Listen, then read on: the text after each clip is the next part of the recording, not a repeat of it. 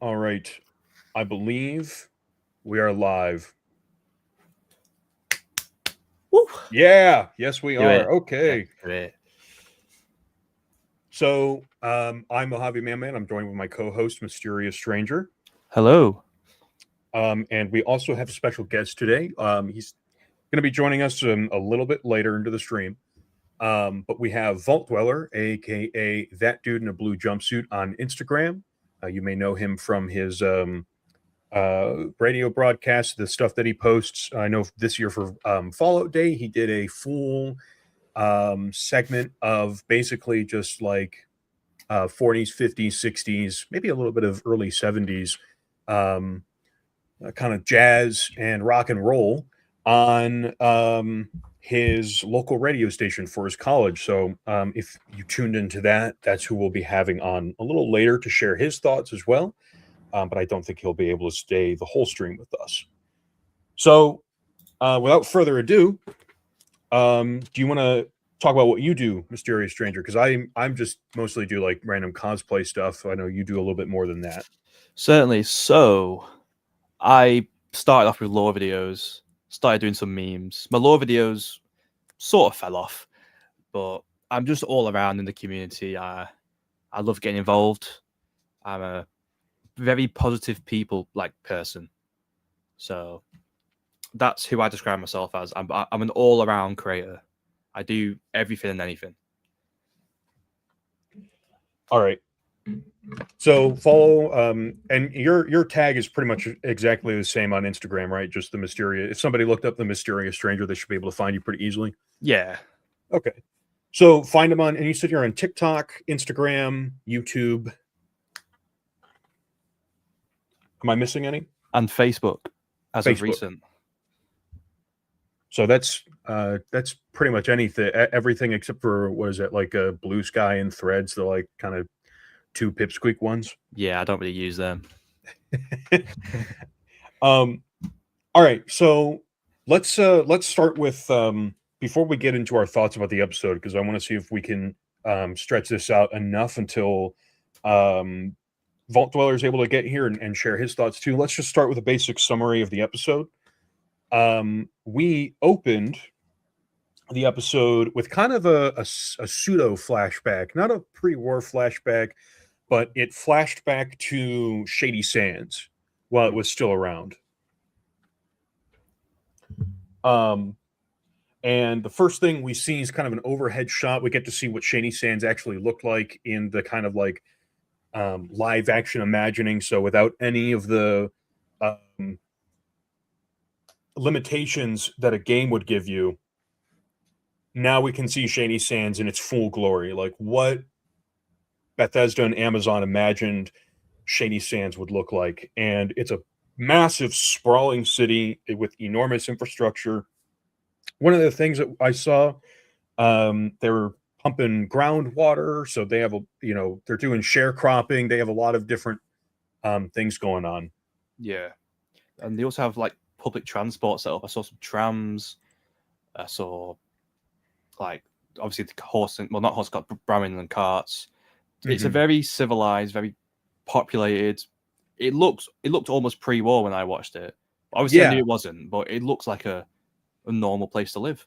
It very much so stayed in the spirit of how the NCR was described to us, like post Fallout 2 and in New Vegas, as being like basically the most advanced society in the post-war wasteland. Right? Obviously, their technology isn't on par with like the Brotherhood of Steel or the Enclave, but in terms of like infrastructure and just like civilization in general, they're probably the most recovered people that we've seen, and I think the show did a good job at showing that. Oh, definitely, yeah.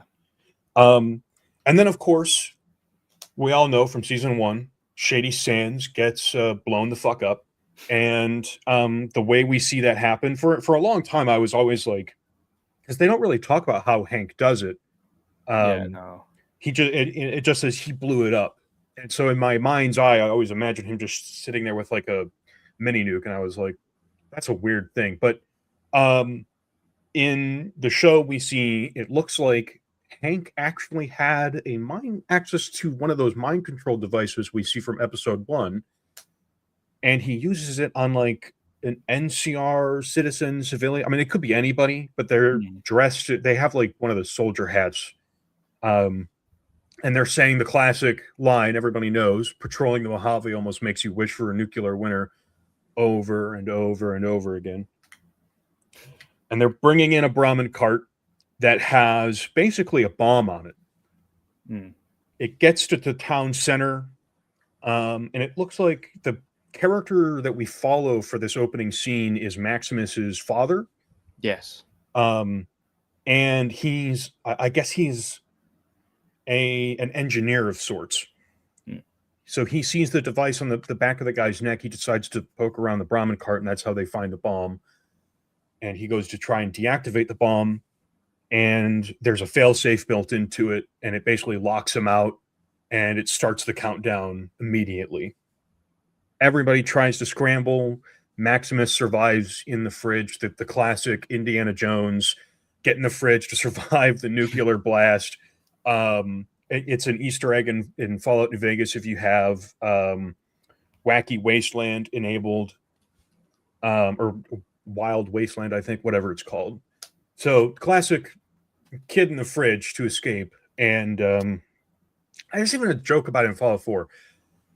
So that's how Maximus survives. He gets in the ice box, and the blast seems to kill everybody else. And of course, we know from season 1 that that's how he's found by the Brotherhood of Steel. Yeah. And after that, we go to Maximus in the Brotherhood of Steel currently. And it's interesting to see the dichotomy between how he was in season 1 with the Brotherhood of Steel, with he's basically an outcast. He had loving parents when he was a child. Now they're dead, just killed. He has no idea why. And he gets into the Brotherhood of Steel, and the Knights of San Fernando are obviously just like some of the most cruel we've seen the Brotherhood of Steel. Yeah. Like, they are totally detached from any kind of heroics that we usually associate the Brotherhood of Steel with.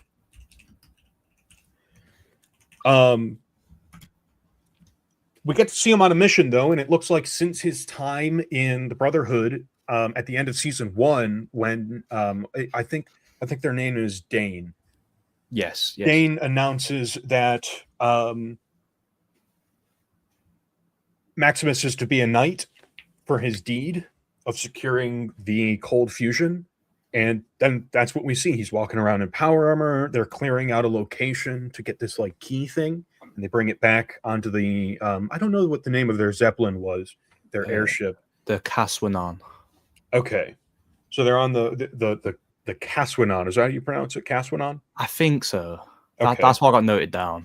Somebody will correct us, I'm sure, if we're wrong. And they plug this thing in, and then we see a few guys down in the desert. They're flying around, and Quintus tells Maximus that this is their key to, like, I think he says reuniting the Brotherhood, right? And like rebuilding this fallen world.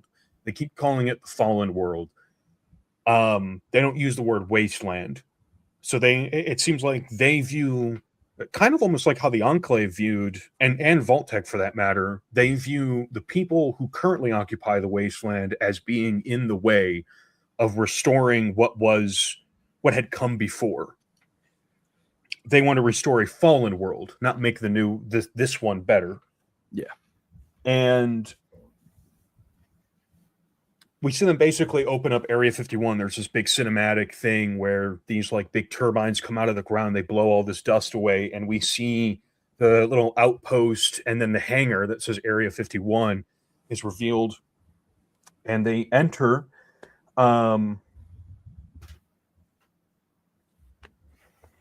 They enter that, but Quintus, in that kind of little scene, calls Maximus his son. He refers to him specifically as son. So it seems like there's some emotional manipulation going on here. And obviously, Quintus's admiration and love is very conditional. We saw in season 1 that he was going to have Maximus killed until he said he can bring it there, and then suddenly, now that they have cold fusion, everybody's opinion of Maximus has completely changed in the Knights of San Fernando. He's like a local hero. We're going to jump now to the next Maximus scene in the episode. There's a lot of jumping around between characters to try and make the summary easy. We're just going to move to the next. Let's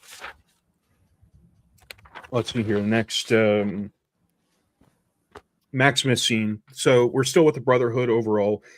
They enter. There's a little Easter egg where we get to see the alien spaceship is underneath the big tarp.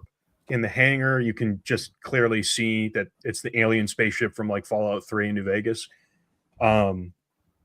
There's all sorts of stuff that they're finding in there, and one of the funnier parts, I think somebody in the last stream asked us if we were going to see aliens. Yeah, I remember that. I don't remember if that was Stoner Cat or not, but and both of us were like, yeah, there's no way we don't see aliens. Like, they're in every game, and sure enough, as soon as they get into Area 51, they open up that ice box, and there's a frozen alien right there. I loved it. And they did such a good job with that prop.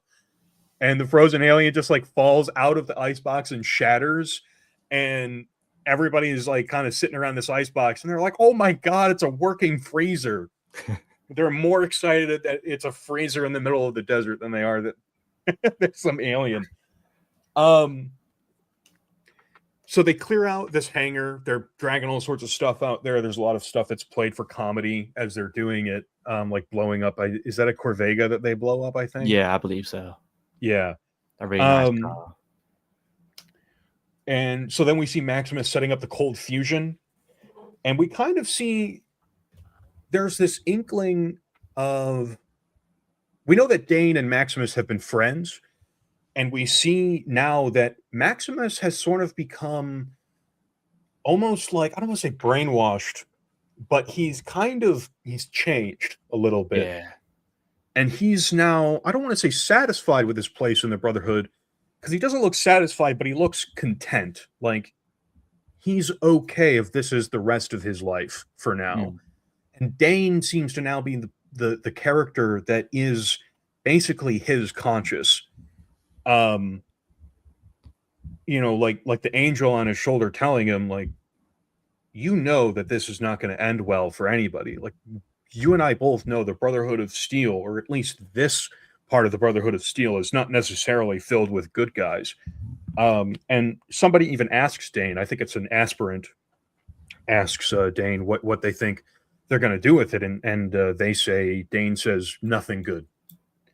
So obviously they have their doubts about the Brotherhood, and that's where I think they're trying to set up this idea that Dane and Maximus are, I don't want to say foils, but Dane is almost acting as a narrative device now to basically tell us how Maximus is kind of like moral compass is feeling, but it's, I guess, more convenient for him right now to just be part of the Brotherhood.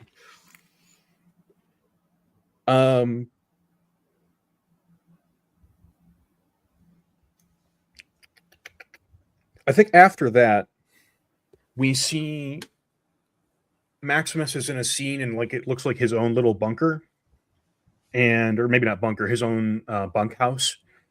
He's got his armor, and there's a couple aspirants or squires with him.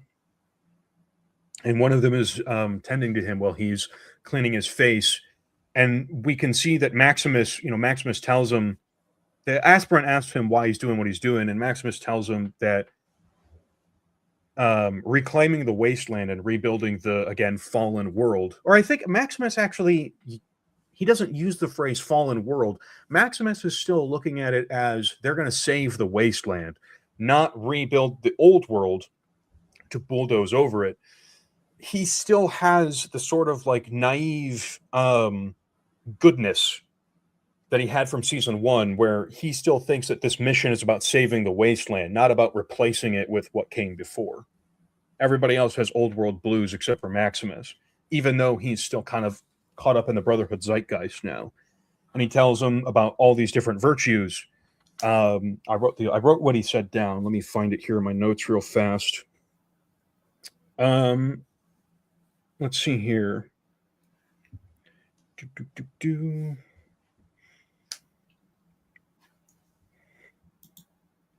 So he says, for instance, so these things basically says to the squire aspirant, whatever you want to call him, that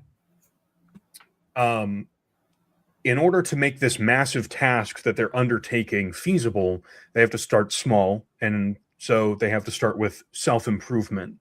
And that self-improvement, it requires them doing basic virtues or engaging with basic virtues. And he describes these virtues as self-discipline, generosity, valor. And then he jokingly says, not smelling like shit. Or I think he says, not smelling bad, whatever Maximus says.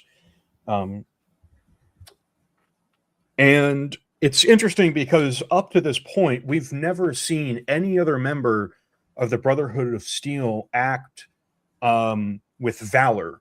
None of them are ever seen like working to save each other. They're always pushing each other out of the way when one of them goes down. They're not trying to help each other. They're just pushing their downed comrade out of the way.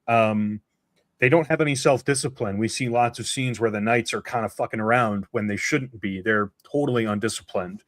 And generosity, I mean, that one is pretty clear cut. The Knights of San Fernando know no such thing. They are like greedy ass. Like this chapter of the Brotherhood of Steel is shit. This is a shit chapter. Yeah, they're quite childish compared to what the Commonwealth is, or like is described as. Even what we're used to in as recently as New Vegas, the Mojave chapter was very, they were very self-serious, and while they weren't doing very well, they still kind of blamed themselves for it. They were like, it's our fault that we didn't stick to the mission, that we let Elijah sort of take us off this path that we were supposed to be on, and now we're paying the price, and we have to find our virtue again to get back on track. And a big part of the side quest for them is helping them understand that like their vision of the world or their view of their perspective of life above the bunker isn't what they think it is, and they have to let the outside world in order to get back up there and start looking around. And that's when you kind of realize I forget what the elder McNamara, I think is his name, but he's a very responsible guy. He's not even necessarily charismatic, and a lot of people are doubting his leadership, but he genuinely cares about his chapter of the Brotherhood. They are truly a brotherhood under there. The Knights of San Fernando are just fucking assholes. And so none of the things that Maximus believes in that are important to him, none of them are things that the Brotherhood, at least the San Fernando chapter, believe in at all. And so there's this interesting cognitive dissonance that we immediately start to see, and it's going to play into what Dane comes to talk to him about basically right afterwards. Maximus is also very kind to his squire, and he explains things, and he's not like condescending in how he does it. He's genuinely trying to lift his brothers up and like help them to understand their mission, what their role is. Whereas much of what we saw from season 1, these guys are all shitheads and assholes. So Maximus is like what we imagine the Brotherhood of Steel would be like, and it's in complete contrast to what we're actually shown. And I find that to be really interesting. When Dane shows up, they kind of exchange briefly thoughts. One of the things that they do is exchange a line from the Codex. I think the line is, oh God, I can't remember what the line is, but it's something about like some moral virtue about cleaning and the power armor and what it means to like be in use versus sit there and rust or something like that. I can't remember, but Dane points out to Maximus that the kind of person that Maximus has become, quoting the Codex to Dane, like they used to joke about that kind of thing, and now Maximus has kind of become the type of thing that him and what is essentially his best friend used to kind of laugh about. Maximus is not the kind of person that he was before, or the role that he's kind of fitting into is not really him.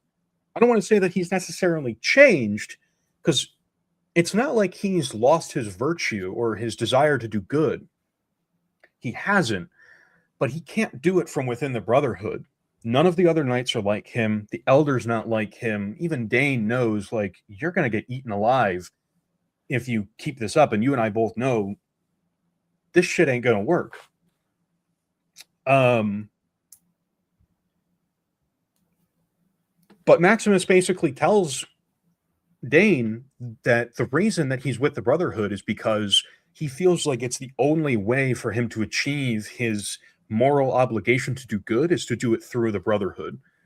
And when Dane points out that, like, in the Wasteland, there was Lucy, because Maximus tells her that, or I'm sorry, tells them that they were in, like, he was actually in the Wasteland, and things are very different to what they had originally perceived them as. And Dane points out that, like, you know, Maximus used to talk about Lucy before they went and grabbed the cold fusion, and Maximus seems very disillusioned because he points out that Lucy left, and he almost feels, I think, left behind and betrayed by her. And so now his, like, coping mechanism is to basically just put his head down and do his job in the Brotherhood. From there, Dane tells Maximus that they've gotten some communication Dane's been watching the communication, and now there's this meeting of the elders from nearby chapters. So we have an elder from Yosemite Park, or I think Dane says, I think Quintus says Yosemite, from the Grand Canyon. And then we have another West Coast chapter. I didn't realize it was a West Coast chapter, but they're called the Knights of Coronado, which is an island that is just west of San Diego at the most southern tip of California.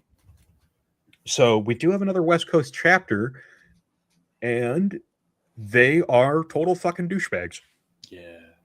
Just like the Knights of San Fernando, these Knights of Coronado people are also real ass wipes. It seems like the Brotherhood war between the NCR and the Brotherhood of Steel, at least on the West Coast, kind of got rid of any sort of, like, virtue or nobility that they once had, you know, from the days of Lost Hills, the way that we remember them from Fallout 1 and Fallout 2, which obviously, you know, they weren't perfect back then. It was up to the player character to kind of bring them around to not being douchebags, which almost seems like it's kind of like what Maximus's role now is to, like, make the Brotherhood not shit. But that might just be a parallel that I'm imagining and kind of seeing, and it's not what necessarily the writer's intent was. So these three elders show up, and Quintus and them have a conversation. And basically, Quintus tells them that he has this idea to basically broker power between them and rise up, reunited together against basically anybody who wants to stand against them. But they can't do it with the Commonwealth, because to them, the Commonwealth is just going to get in the way and try and stop them and basically carry out sort of the original plan of the Brotherhood, right? Because that's what Elder Maxon in Fallout 4 wants to return to, is this original sort of the perceived virtue of them. And without that, they've fallen away. And now the Brotherhood seems to just kind of outwardly reject Maxon's original tenets. And when I say Maxon's original, I'm referring to, of course, first Elder Maxon, not Arthur Maxon from Fallout 4 and Fallout 3. They're very different, and they want nothing to do with the Commonwealth. They explicitly exclude them. And originally, you know, these three elders are like, you understand that the Commonwealth will annihilate all of us. Like, they are supremely technologically advanced, just beyond the amount of armaments they have and the manpower that they have and the technology they have access to. They have fucking Liberty Prime. We got the big dog himself with the Commonwealth. There ain't no stopping Liberty Prime. The Enclave tried, the Institute tried. Nobody's able to get in Liberty Prime. I mean, the Enclave destroyed Liberty Prime in Broken Steel, and the motherfucker still managed to get back up in Fallout 4. So we know that the Commonwealth is a major threat. Everybody knows it. We know it from Fallout 4. We know it from Fallout 3. We know from what we've seen of this like West Coast chapter. I mean, it was still a bloody battle for them just to take over that last little like NCR headquarters in season 1. They still had a bloody battle, and this is like an NCR that's barely clinging to life for 15 years. Yeah. They're in no shape to fight this giant war. So, but Quintus, with this cold fusion, brings out all these fusion cells. I'm getting that right. That's the terminology for them. Those specific fusion things, cores. Fusion cores. Thank you. There's so many different energy ammo types. Fusion cores. They bring them out in giant crates. They're opening them up, and now all these elders are kind of changing their minds. They're like, well, you got all those fusion cores. The elder from Yosemite Park even says, the Codex specifically says that we can't do battle with another brother. We can't fight another chapter. It would kind of make us not the Brotherhood of Steel anymore. And then she says, but, all these, in light of recent events, the Codex is up to interpretation sometimes.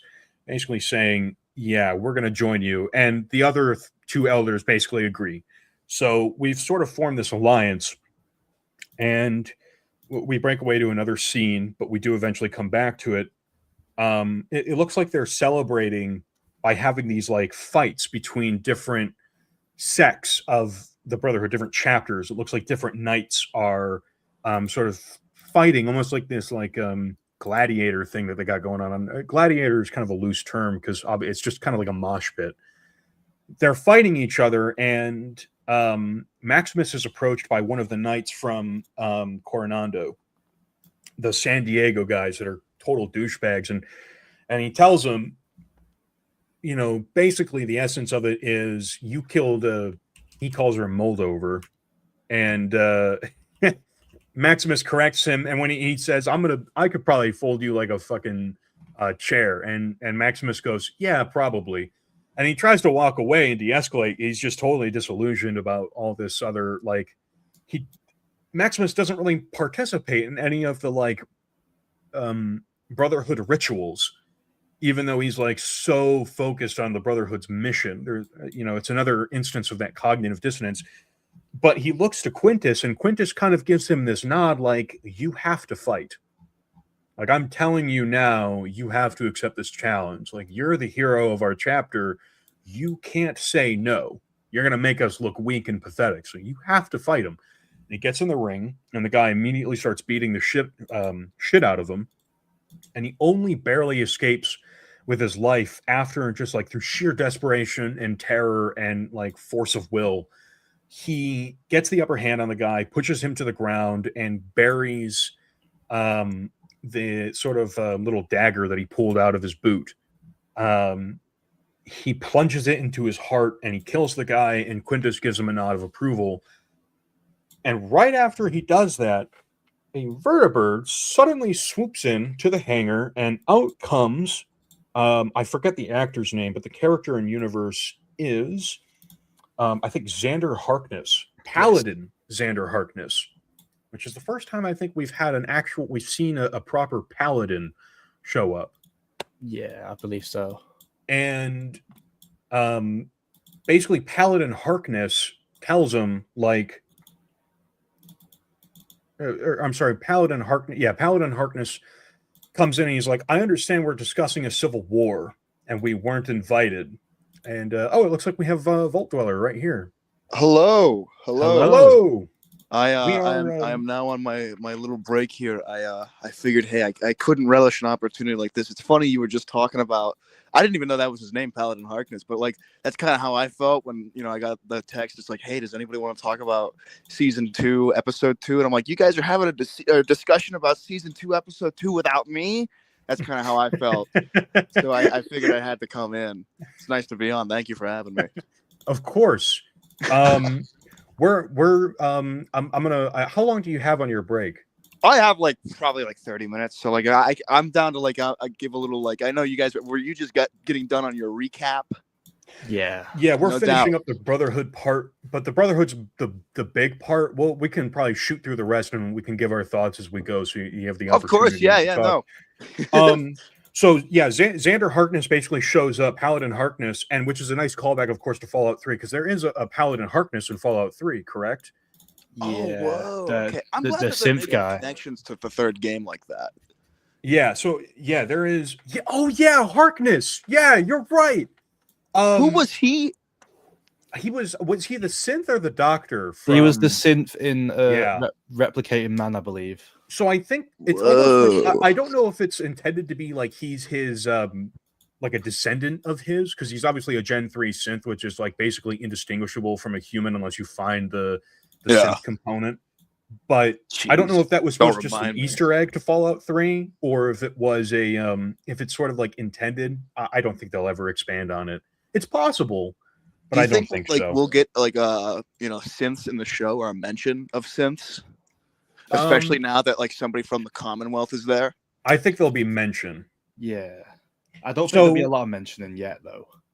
So Harkness shows up, and basically what we see is like he says, "I wasn't invited," and Quintus says, and I think he says, "quote," and yet here, like Quintus is a very like verbose guy. He's like, Yeah. yet here you are, and he basically welcomes him. He's. It seems like Quintus is trying to de-escalate a little bit, and Maximus is poised right between Quintus and Harkness, and it's almost like we've seen this moral struggle with Dane sort of telling him like, this is wrong, what we're doing is not right, and he's like, but this is all I can do. I was abandoned, like Lucy abandoned me, that girl abandoned me. I feel like this is my pack. He has like an obligation to an extent. Exactly. But now here comes Xander Harkness, and he comes in and he's like very bold and I really very like brash he and kind of talks like respectfully. throws the stone at the glass house that is like the rest of the Brotherhood yeah. at that moment. And so Xander Harkness looks at Maximus and sees like the dead guy, the knight from the Carnando chapter, and sees Maximus like slumped over, barely surviving, and he gives him like he puts on this like kind of grisly expression, but gives him a nod of approval, like he knows what Maximus is going through. And so Been there, yeah. we already immediately have this like brotherly bond between I don't want to say brotherly bond, but there's this sort of already this moment of camaraderie and recognition between Harkness and Maximus, and it'll be interesting to see going into episode 3 what that'll mean. We've just talked about the Brotherhood arc of this episode because it was split up. We wanted to try and get the characters done in blocks, because the episode jumps around a lot and it kind of makes it a little difficult to follow. If you want to, was there anything from, so we just talked about like Harkness showed up, was there anything from the rest of the Brotherhood stuff that you guys looked at and had some specific thoughts about? Ooh. I'll be honest, man, I really liked the Grand Canyon chapter. That was hilarious. That was such a good scene. It's good to see that, like, at least in my opinion, I like that you're seeing a little bit of variation between the groups, because like at least from like somewhat of an outsider's perspective, because I only know the Brotherhood majoritively from 3 and 4. You know what I mean? Like, I haven't really done too much in Vegas with them to really get that, and I haven't played the first 2 games. You know what I mean? But like from 3 and 4, it seemed like it was kind of stagnant. Like there wasn't much of like You know what I mean? Like there was a difference between like the ideals and everything between Maximus and Lion, right? But like to an extent, like the way that people in the Brotherhood as themselves like kind of operated, it was a bit of the same. And it was cool to see Right. like other people kind of clash with that.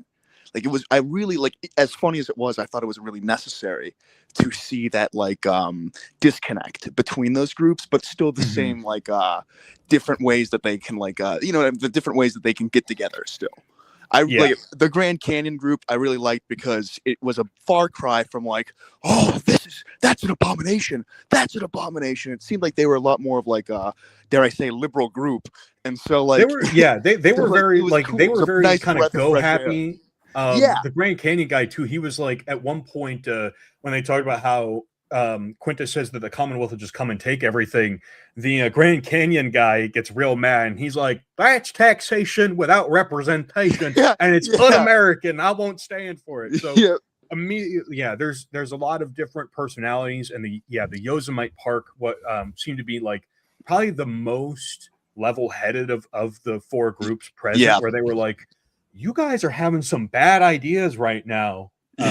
Obviously still corruptible. Yeah. What about you, Stranger? I like how feared the Commonwealth is. Like when Harkness showed up, they looked terrified. Like it shows that someone had Liberty Prime. Yeah, exactly. Like, it shows that a group that far away, all the way over in Boston, have that much influence on them and terror around them that they have to ban 3 full chapters, 3 airships, 3 things of like 3 airships full of vertibirds and soldiers, right? Yeah. And even like the cold fusion thing, they need all that just to have a standing chance against them. Like and it's interesting too because with the Commonwealth group, like from going like we are like so in Fallout 3 we have 2 factions of the Brotherhood, right? We have the Lion's Pride Brotherhood, or I guess Lion's Pride is a group within that, but we have Elder Lion's Brotherhood, which is like this new very progressive brotherhood who's more interested in like regional ruling, basically taking the form of a new like a provisional government to help the Capital Wasteland recover, and they're helping with Project Purity. And the Outcasts are like, that is not what we can't like. We set out catalog. We've gone through so much like hell and high water, and your whole thing, you're just going to abandon the thing that we came here to do. Help a few peons, And so the Fallout 3 Brotherhood is actually expelled in the lore is between I think Fallout they were expelled from the regular Brotherhood. The Western Elders ignored Lion because they were like, these guys are idiots. And so it's not until Arthur Maxon proceeds then, because Arthur Maxon was sent as the last descendant of the original Maxon to show up and basically study in the Capital Wasteland why the Brotherhood is so important and these virtues. And so Arthur Maxon still holds this stuff very dear to him, and he grows up, and of course his basically big sister Sarah Lyons dies, and then Elder Lyons dies. And I don't know if it's exactly that order, but both of them are dead at a very young age for him. And they don't really have a proper elder, but through trial and tribulation, like for instance, killing a Deathclaw with, I think, his bare hands, like that's how he has that giant scar, is he kills a Deathclaw in hand-to-hand combat, which is the most insane thing. Pretty badass. Crazy unarmed build. Earns the respect of the Western Elders, and they're basically like, okay, you're reinstated. Like we make you the elder of this new chapter, which is why I think it's called the Commonwealth chapter and not the Capital Wasteland chapter, is because Capital Wasteland group. That's a really good explanation for why, I think. As somebody who kind of just found out the lore a little bit, I did not know that they got expelled. I kind of figured, now, is it true that some of them did get come back though, right? I swear Arthur Maxon reunified the Outcasts as part of his plan. So the Outcasts are reunited, and that's why in Fallout 4, they're much more authoritarian and much Mhm. less interested in the idea of ruling the Commonwealth. They're Yeah, basically yeah. just there to. The only reason they're there is to kill the Institute. Like that's To their take out one that thing. threat. Destroy the Institute. That's their one. They don't care about helping the settlers or anything. They're just like kill the Institute, kill all synths, kill all ghouls, kill all mutants, Maybe kill take a all toast to abominations. it too. Yeah. And so it's interesting that like the West Coast used to look at, and I should just say the whole Western Brotherhood used to look at the East Coast Brotherhood as being this like laughing stock, like you're not even a real Brotherhood. To now, they're like terrified of. They're like these guys are gonna fucking destroy us. Well, it's funny because like when strangers talking about this, like, oh, look at all the stuff that they have to do that's like grasp the Eastern Coast Brotherhood. I could only think of like the meme of Omni-Man being like, look what they have to do to mimic a fraction of my power. So, Yeah. Gosh. Yeah, the Brotherhood stuff is pretty cool though. I had a blast seeing them go into Area 51. That was awesome. Yeah, those were me and Mysterious Stranger on our last episode. We had a somebody had joined our chat and asked us if we were going to see aliens, and we were like, "There's no way that they don't like Area 51." Yeah, and yeah, alien, like, of course we're going to see at least something. And then immediately next episode, almost like I think towards the beginning of the episode too, they just open the freezer and a fucking alien falls out. They don't even. It doesn't even fall out. They push it out because they're more. They drag the alien, and the alien doesn't even phase them. They don't even give a shit about that. They're like, just get this Brotherhood fucking... members already have Wild Wasteland. They've seen a few crashed Zayton ships. They're like, get this fucking Xeno out of here! Like, look at this freezer! Oh my god, it functions. It's going right on the Penguin.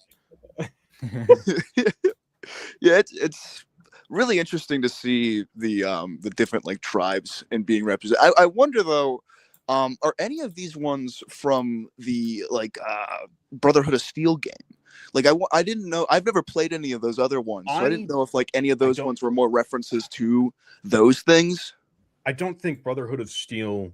I know Tactics is considered canon. I don't know if I think Brotherhood of Steel is like the one black sheep that even Bethesda doesn't even touch. Like enormous continuity. Because I know it seemed like they've mentioned some like Midwest like locations. Yeah, so, New Vegas sort of kind of worked to bring some of that in with references, but it didn't necessarily make it canon. I think Todd one time said, I think Tom and Emil or Emil, I don't know how to pronounce his name, have said, yeah, these are all the games that, like, even Tactics, they draw from and consider the overarching like events of Tactics to be canon. So that I think that covers pretty much all the Brotherhood stuff. Stranger, do you want to talk about the Ghoul and Lucy? Because I think that's kind of the next part of this. I believe that's who we cut away to next after the first Brotherhood scene. Find that part. Right, so we then cut to Lucy and the Cooper. They're walking through the wasteland, and they come across that hospital. Oh yeah. What was the name of that? Affordable Owls Discount Hospital.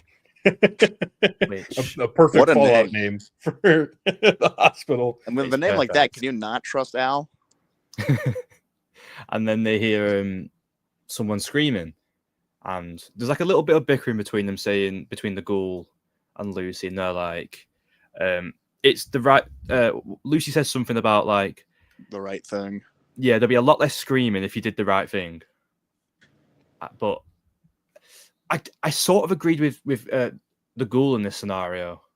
Like, it seemed like a trap. Yeah, that's what I thought. I thought like a sketchy hospital. There's no life around. Yeah, affordable owls. Look, that's a bad. If I called 911 and they were like, "We're taking you to affordable owls," I'd be like, I got it from here. Just let me. I can take care of myself. Yeah, and so after a little bit of bickering, Lucy's just like, right, I'm going in. And they head down, and you see a woman in rags, which straight away I knew it's going to be a slave of the Legion. And they have the giant X. I mark didn't right realize there. that until I saw the X. I just thought they had shitty clothes for a minute. I'm like, oh man, that's like sucks. Like you're dying in the bottom of like an abandoned shitty hospital and you have rags on. Like that sucks.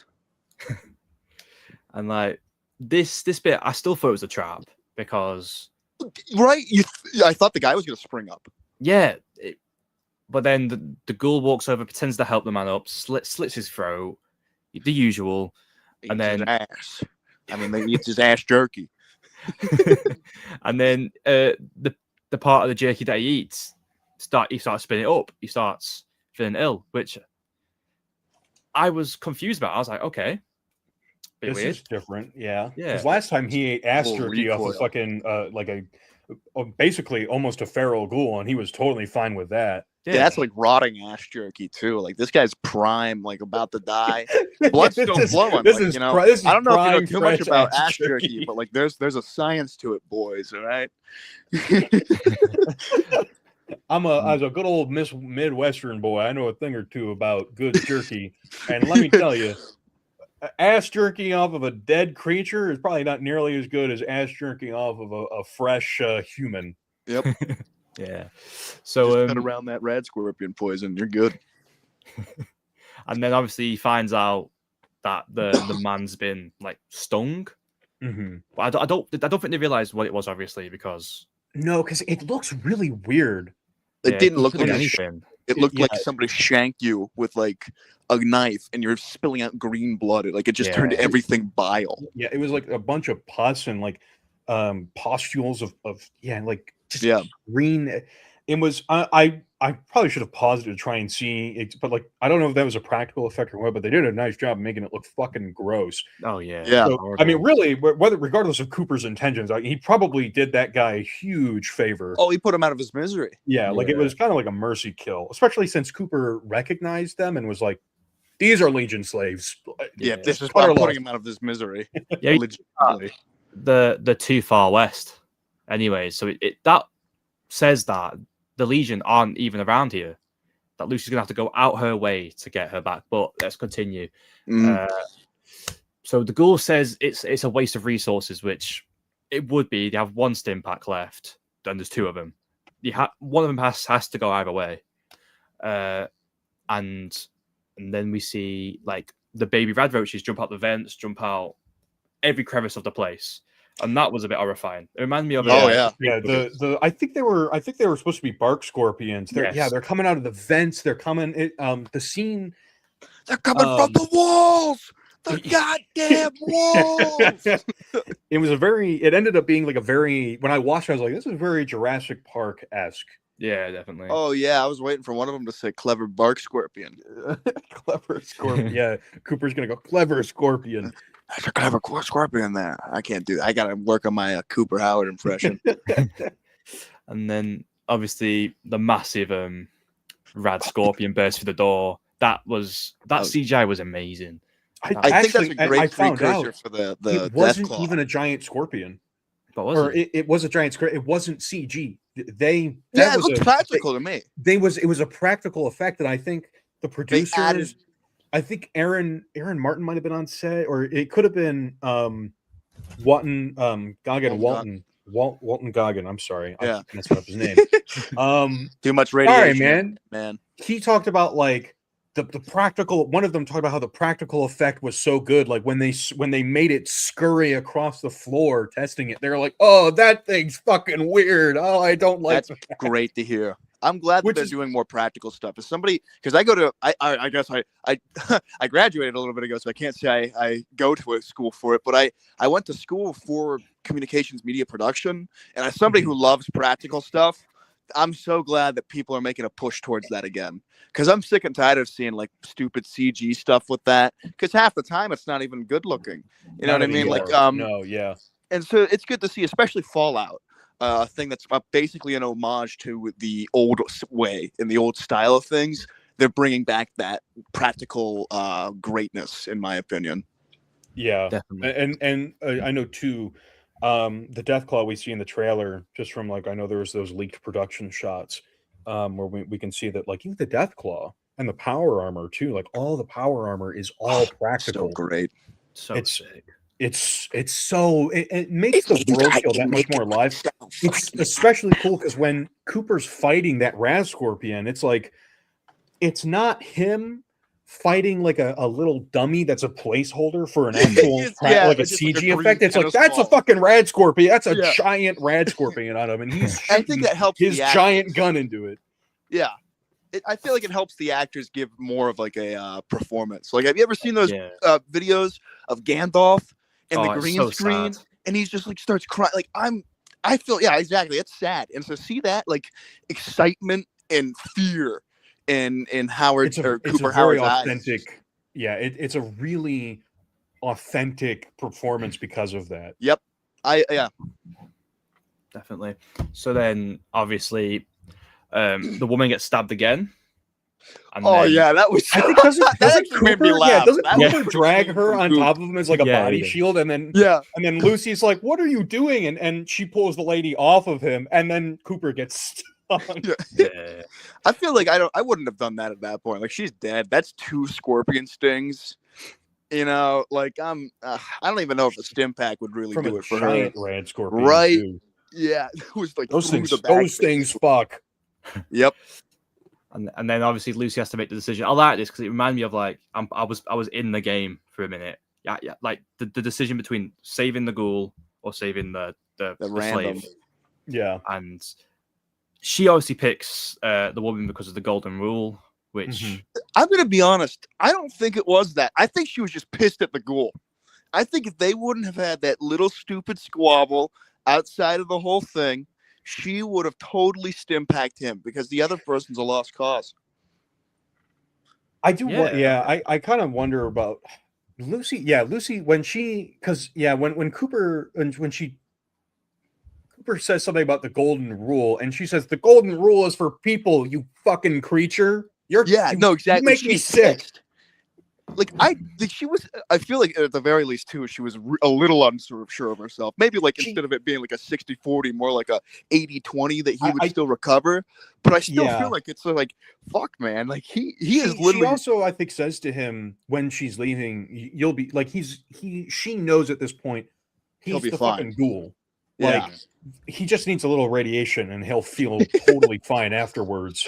Yeah. And she's like, "But without this stim pack, she will die." And then she says, "You're gonna sit here and think about what you've done, and I will come back." For Yeah. you." Like I genuinely think it's more of a punishment than it is like an actual. Oh, hey, it's this and like, you know what I mean? It's the golden rule of this or that, you know what I mean? I just think it's Is that her spite. slipping a little bit? Where she's not following the golden rule, but she's just spiting Cooper.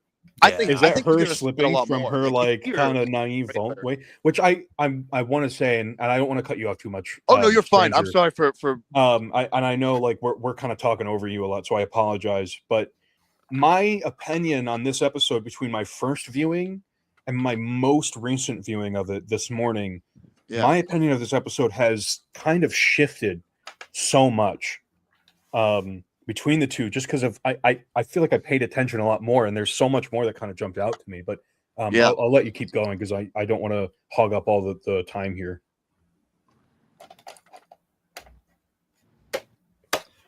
and that concludes that part. Do you want to continue to the next bit? 'Cause it's not much. Yeah, let's get through because there's not really that much stuff left for Lucy, but it is interesting. Yeah, there's one scene left, which is she's traveling obviously with the slaver, and then she mentions to the woman. Well, the woman speaks Latin, and obviously because she used to be a teacher, she knew what it was.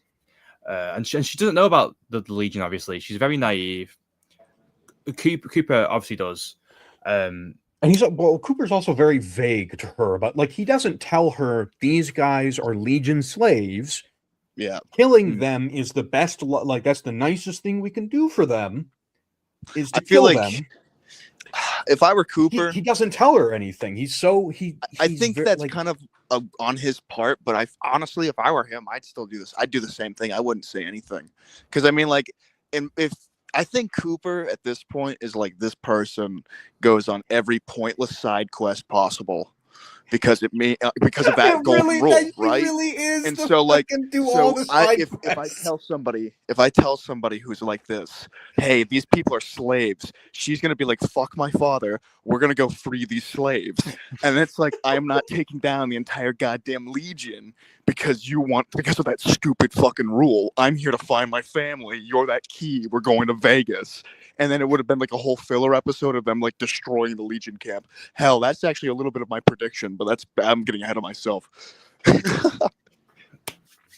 Definitely. I do think that's definitely going to happen because, Yeah. like, Yeah. I have my own theory, but I was just going to see later about how Cuba's going to like disguise himself and stuff. But that's for Oh, that's, yeah, that's because fair enough. This bit shocked me when I first heard it, and you might know what I'm about to say. So Lucy then says she's traveling to Vegas, and then the slave says that she doesn't want Lucy to be raped by the wrong people. And she says it so nonchalantly too, like it's a very normal thing. That's she's Vegas just like, for ya. and well, I think what's really interesting is in the trailer we see that Vegas is totally fine, relatively speaking. Like there's people there and stuff, and they're not all crucified. Yeah, and I hope not. It's interesting that when she says she's going to Vegas, the slave doesn't tell her not to escort her back to her camp.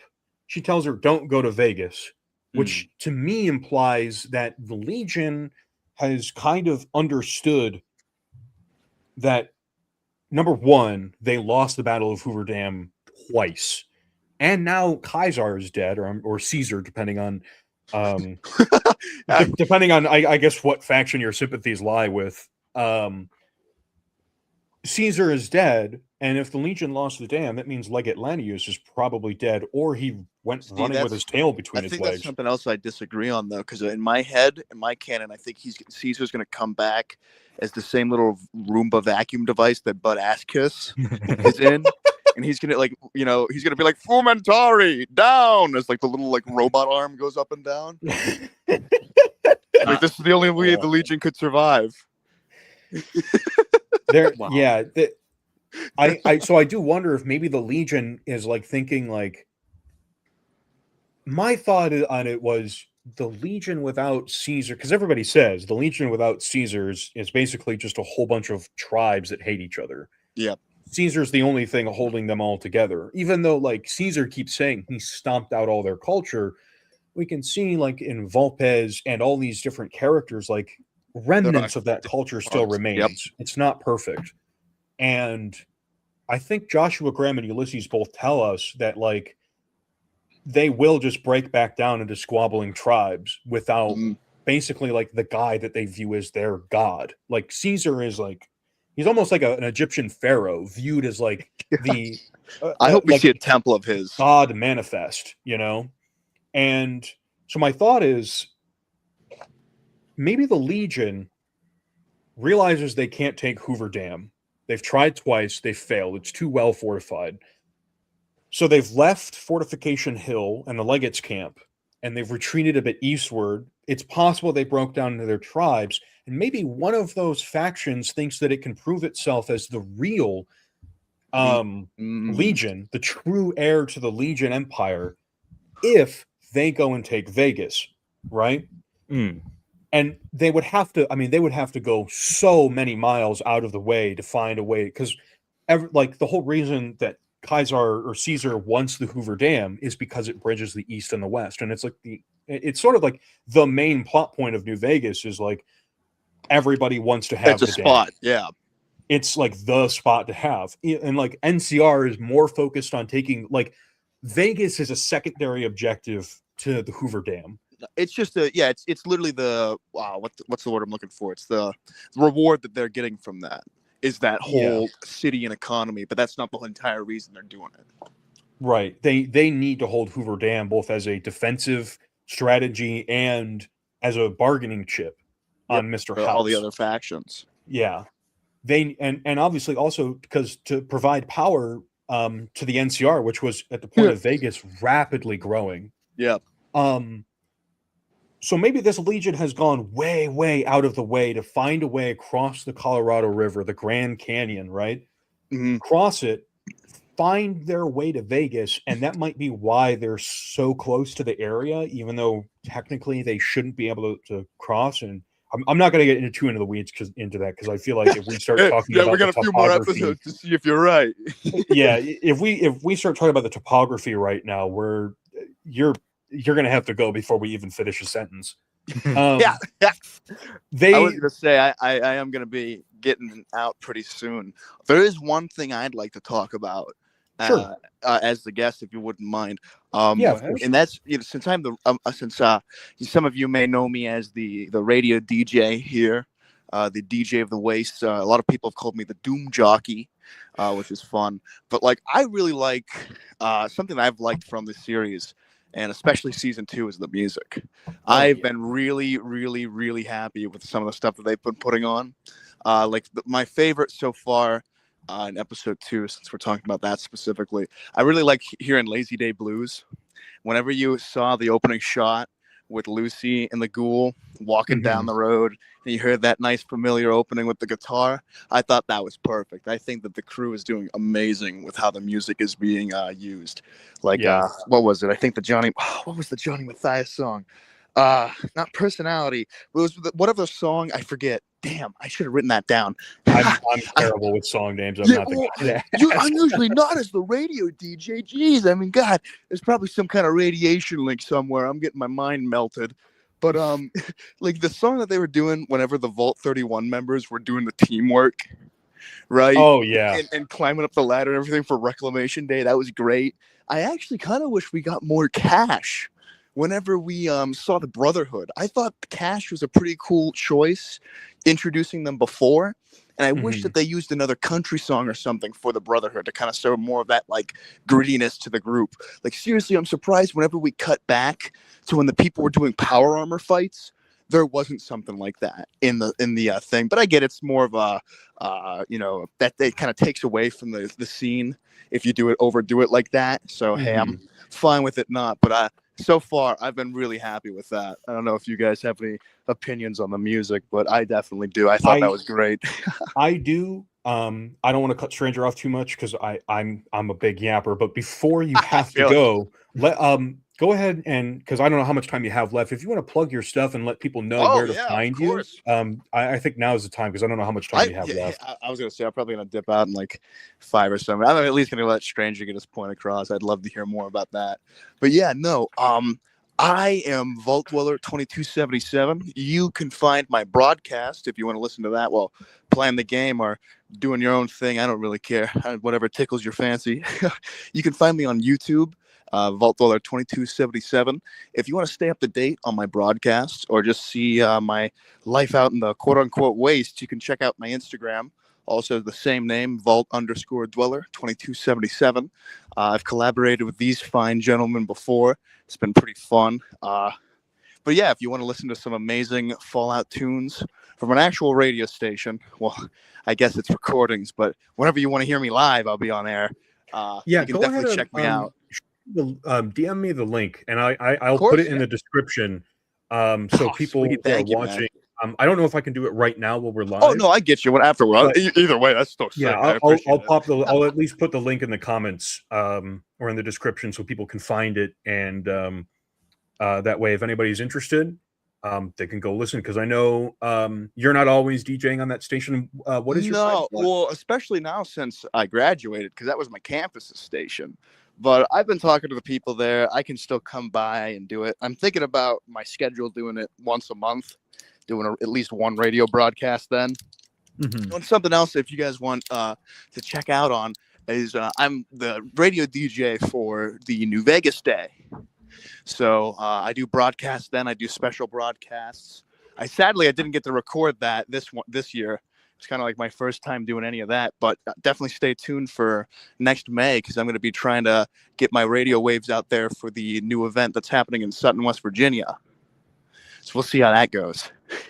All right. Yeah. Shoot me all the links for people to find your stuff wherever they can find past broadcasts or upcoming ones. Yep, I'll just give you a link to my YouTube for that, and then I'll give you, if you want, I'll give you a link to my Instagram as well. Cool. All right, and that's what we'll do. Perfect. So I appreciate that.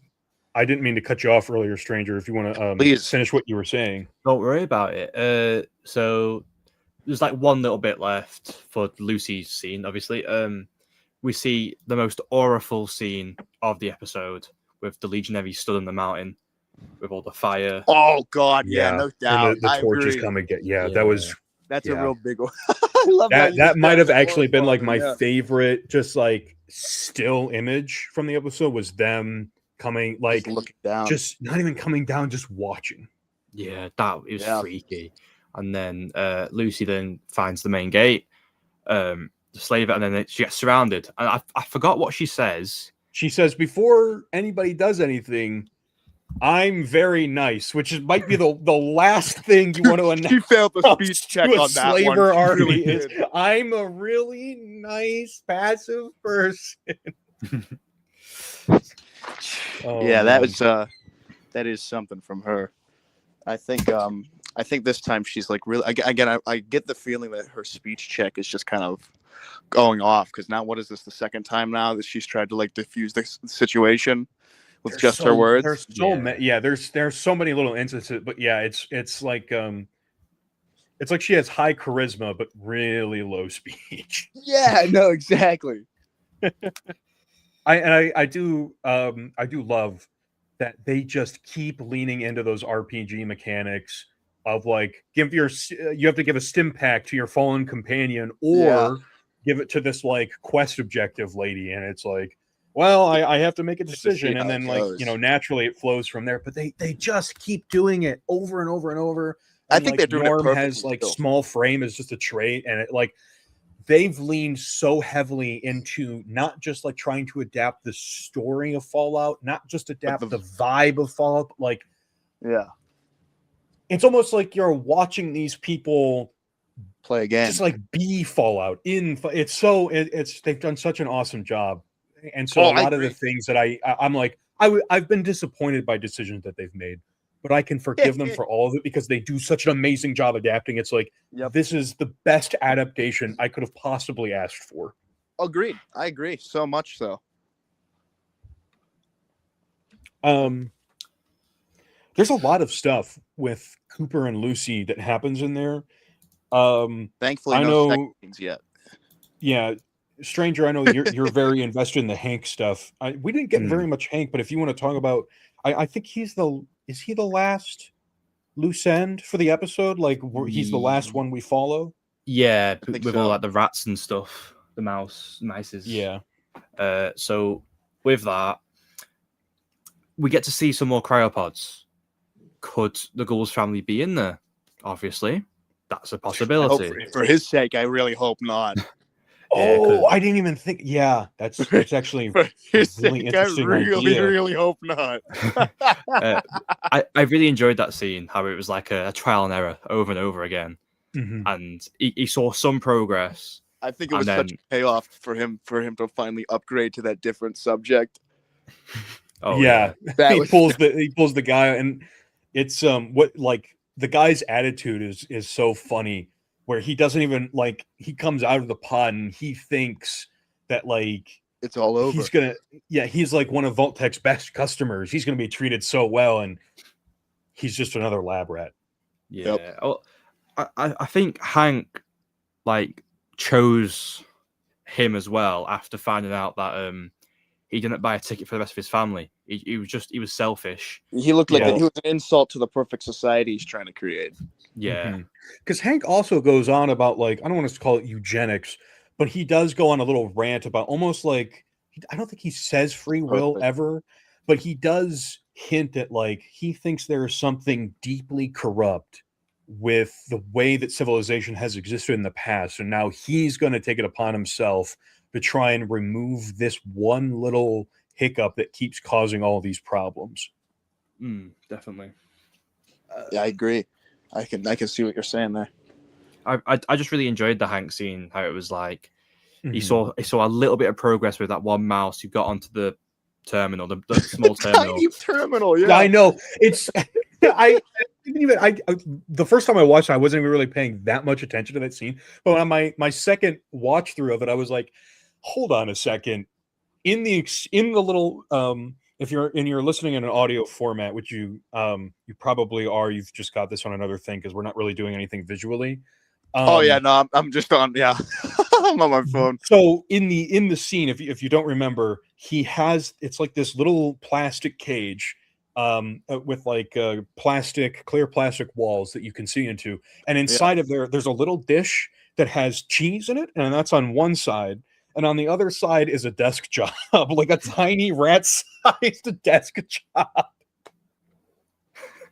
And he keeps putting these little tiny rat-sized mind I gotta know, where does he get the cleaner from? Is there like a whole separate hallway he goes down to like a cleaner and like a clean rag? It could be that they just have a giant like storage of like tons of these things, but I mean, oh yeah, that's a good point. Do you think it's a different cage each time? He doesn't even clean it. He's just like, all right, let's chuck it. Let's get another tiny terminal, another tiny piece of a tiny plate for the cheese, and we'll be all good. Tiny rat.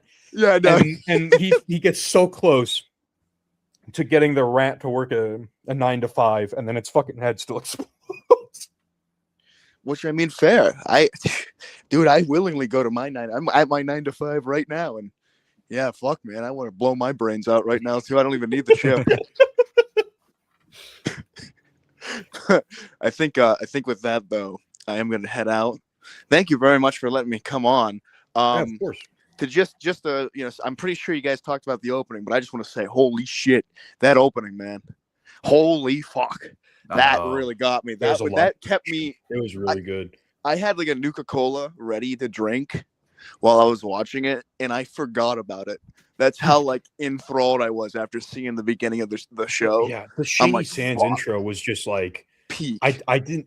They pulled it out of their ass. I was like, oh my god! Like it's like every episode they're trying to show how fucking evil Hank is. They're like, this guy is. Dude, I wonder if Lucy and Maximus are gonna have an issue later on because of that. It's possible, maybe, yeah, because Maximus, obviously, like if Hank killed his entire family and like people. Like, yeah, he'd probably want to kill him, but Lucy wants to bring him to justice. Yeah, I'm going to note that down actually for later. That's a really interesting point. Well, because I was thinking about that. Because at first, before I go, I guess I was thinking, is she ever going to recognize that this is the dude that her and her dad used to watch all the time? Like, I'm surprised she hasn't already said something, because literally when she was like, in her POV, her dad is literally like fucking talking to the ghoul, and he's like, Theo Forte Ifamal. Like, I'm sure you wouldn't immediately think to like a movie that you and your dad watched when you were like 6, but like if I'm playing that scene in my head again, because I'm going to, it's when the last time I saw my father, right? I'm gonna be like, what the fuck does that mean? Are you talking about like the Cooper Howard film? Why the fuck did you reference the Cooper Howard film? And I'm sure maybe he lies or some shit, but like, I'm surprised that hasn't been brought up yet. And I hope that is brought up later down the line. I really hope so. That's my main like point I've always wanted to like get out. It's just, I want Lucy to find out, because she knows nothing about who Cooper Howard is. The ghoul is just a ghoul. Nothing about his past. Yeah, because he's so closed off. Yeah, I feel like we're getting some of it out of him now. He started to talk about his past a bit. He said to Lucy, like before I was like you. Exactly. Yeah, and then he goes, stupid.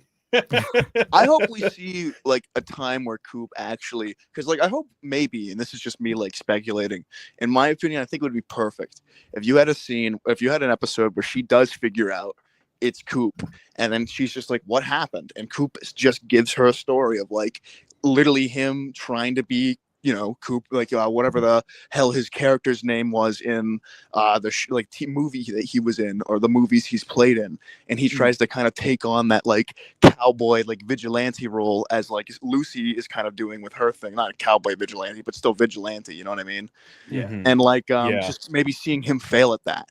I mean, like I know a lot of people have talked about like, oh, what happens to Sugarfoot? Like maybe that's something that happens. You know what I mean? Like I'm sure that there is a big event, you know what I mean, that has pushed Cooper to where he is now until how he is now. And we keep getting these like references too in the show of like Cooper Howard has this obvious super animosity with his past. Like he hates who he used to be. and he's like constantly trying to like bring himself down for who he used to be, and this like persona of hatred is like trying to pretend that that's him. And we know it's because we've seen the Cooper Howard. He loves his daughter so much, and he cares about the people he loves those dogs, that he knows. He needs those things in the damn vault. He's not evil. Even it's this like evil persona that he keeps trying to put on. And like even in the end credits, when we're zooming out, and they're doing the big like CG render of this new place, the very first shot we get is Cooper Howard dressed as a gladiator or Roman soldier or whatever, and it's like Cooper Howard, starring Cooper Howard in The Revenge of Brutus. Yeah, just like immediately going in on the whole Legion theme. It's like it's like Cooper Howard can't escape his That'd past. be cool if you see the Legion actually playing that film next episode. Well, because the Legion gets their whole shtick from like old Roman stuff. It's like their whole thing. Well, that links into my little theory about how I think Cooper's going to disguise himself to get him with Elizabeth. He knows everything. He just finds a set. That'd be cool. That's what I think it was teasing. I think he's going to dress up like with like the masks on. Yeah, and then he's gonna. He knows that's a good idea. How Roman's gonna act. I hope you're right, because that would be really fucking badass to see on screen. Yeah, and like so, in the pre-show, me and Stranger were talking, and one of the things that I mentioned was, it seems like it's going to be a very Lucy light episode based on the I don't know if you watch these, but they have these little mini trailers for each episode. Yeah, so I saw the next one, I think, where she's in the camp.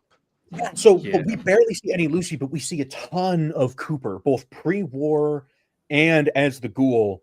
He's walking through a camp with tents. We see that.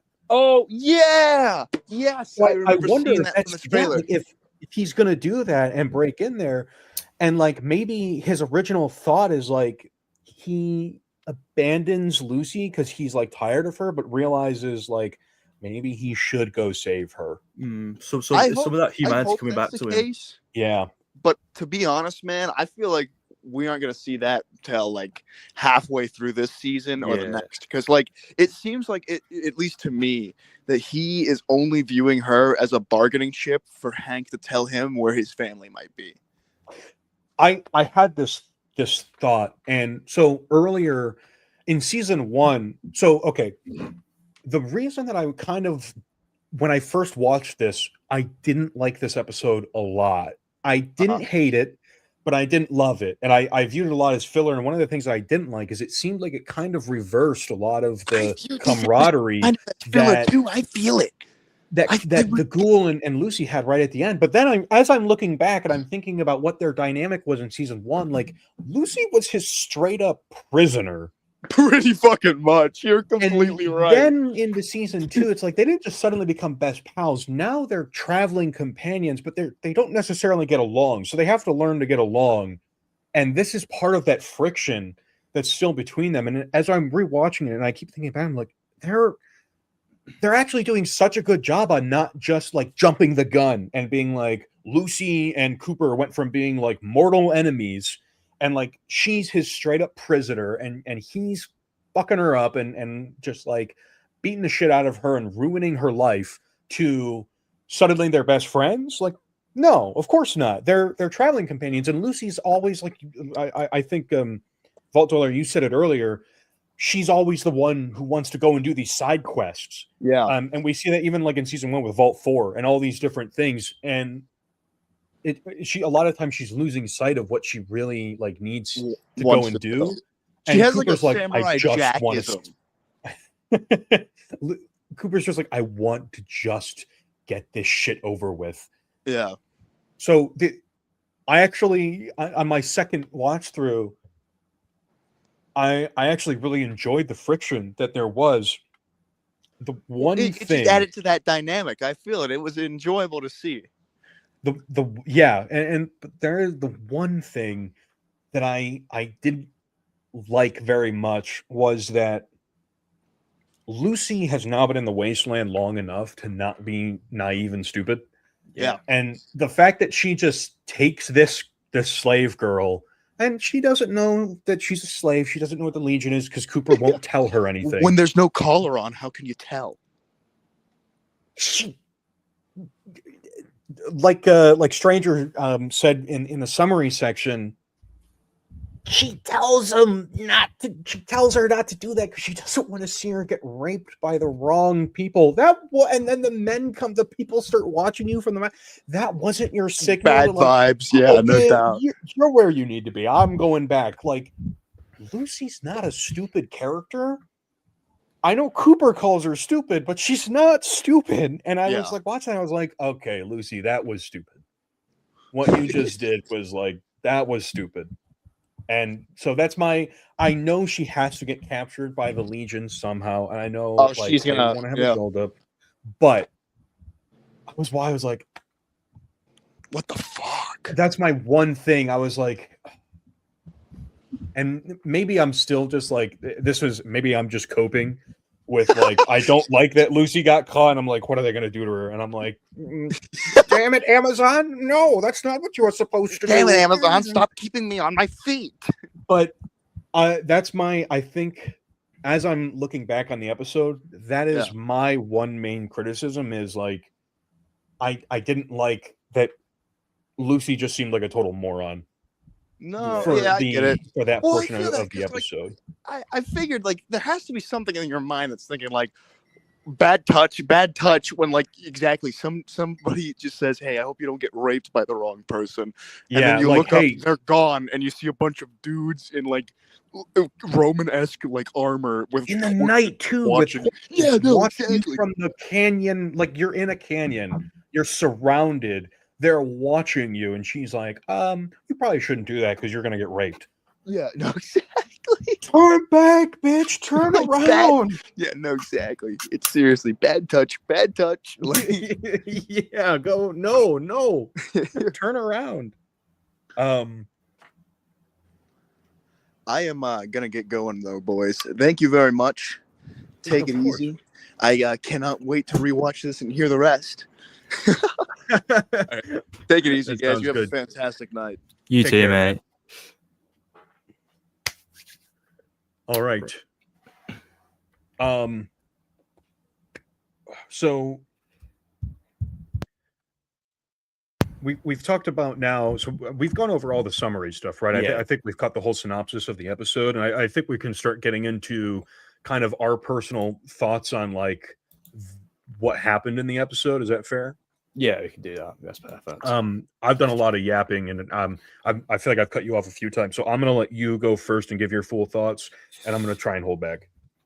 So, I didn't like this episode much. Okay. This is like I watched it a second time and I liked it more than I did the first time. So it might be that thing where it's just I watch it and I like it more, but I didn't really take anything out of it that was useful. Like, yeah. I know you said too the first time you and I talked about it immediately afterwards, and we had a little conversation, and it might have been in the group chat. I think I'm pretty sure it was you. Maybe I'm misremembering, but I think you called it like it felt like a filler episode. Yeah, because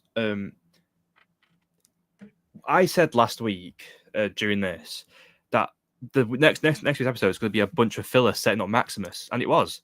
It was a bunch of filler. Like, I enjoyed it. I definitely did.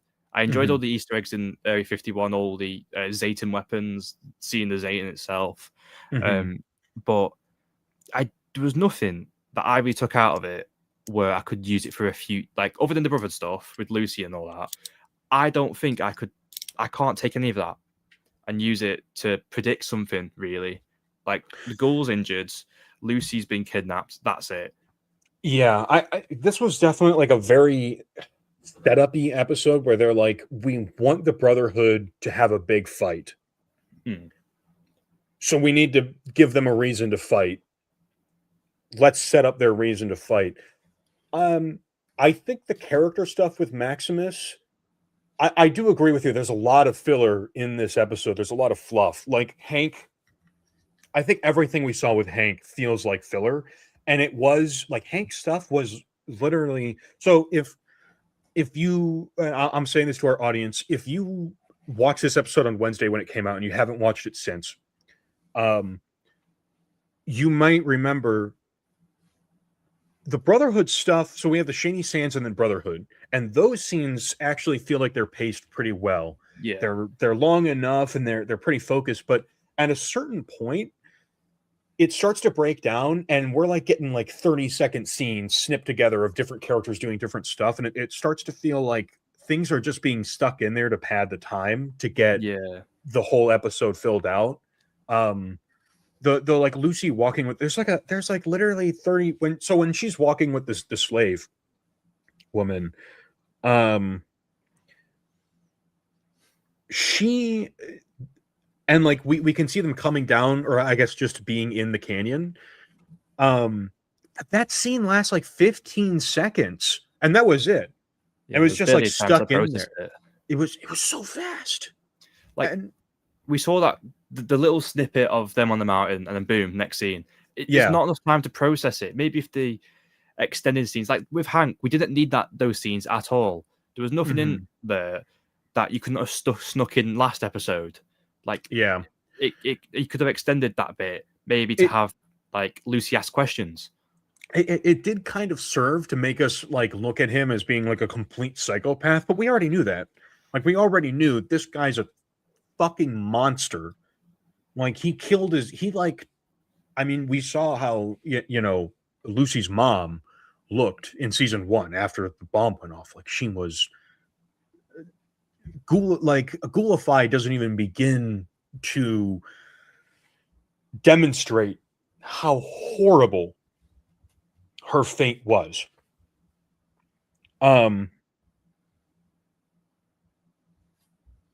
We didn't need. I do agree. There's a lot of filler in this episode, and that was a big part of the reason I was initially put off to it. I wonder if my like rewatching of the episode is what's the effect? You do something you don't like, and then you keep doing it so many times over and over and over that eventually it's like you just start enjoying it even though you hate it. I guess you call it like pattern recognition. If you like, that's something you do something that much, it just. But yeah, I enjoyed the episode, but I feel like there was a lot more lore they could have thrown into it, a lot more conversation. But the stuff I did like out of it was the fact that we see the Ghoul becoming like more of a human. He's opening up a bit more, and he can't hide the fact he's Cooper Howard forever. He has to say it at some point, because Hank McClane knows who he is.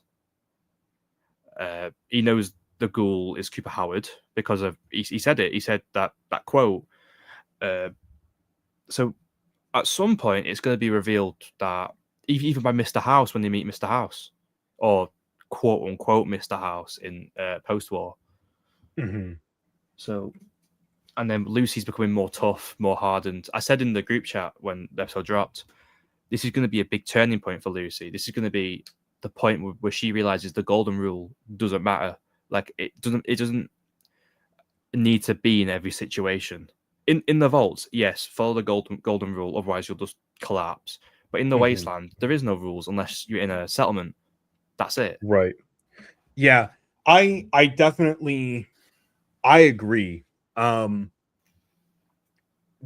think the Legion will be like, she's had a lot of exposure in like Philly, for instance, where she found out like the Philly and the Ghoul really revealed to her that some people are truly terrible. But I think to her, she's still viewing them as just like, these are just bad people, but everybody can still be helped. But the Legion is gonna have to like break her illusion. Some people just can't be helped. I wrote a thing somewhere in my notes. Okay. So when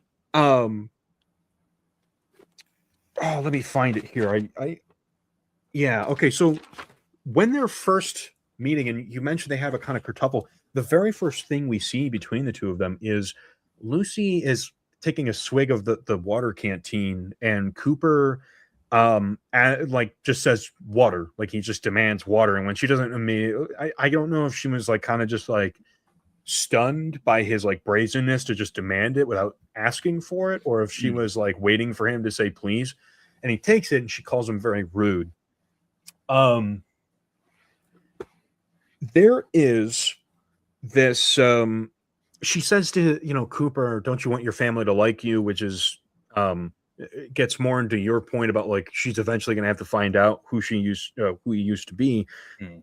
But she tells him that like he's being really shitty and he needs to be nicer. And then she mentions that Charles Dickens wrote a story about it. And she asks him, do you want to hear it? And he goes, no, he doesn't want to hear it.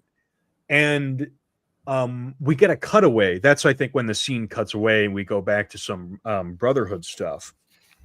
But, or maybe it just jumps to the next part, but she's essentially telling him about Ebenezer Scrooge. She says the third ghost came and then cured him. And we know, so in the story, I think that's Charles Dickens wrote, is that A Christmas Carol? Is that correct? The three ghosts of Christmas and Ebenezer Scrooge. Is that correct? Let me check. That doesn't seem familiar because I did Christmas Carol when I was back in school, and I don't remember. I forget what Ebenezer Scrooge's story is called. It's Charles Dickens. Yeah, A Christmas Carol. Yeah. Okay.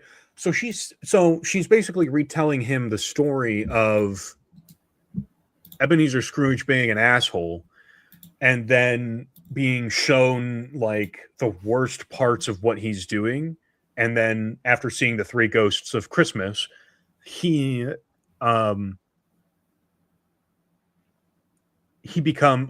stops being an asshole. And Lucy says he was cured. She uses the word cured. And so that kind of tips off this idea that Lucy views the world, and kind of when people are being shitty, they're not shitty to her. They're not shitty people. To her,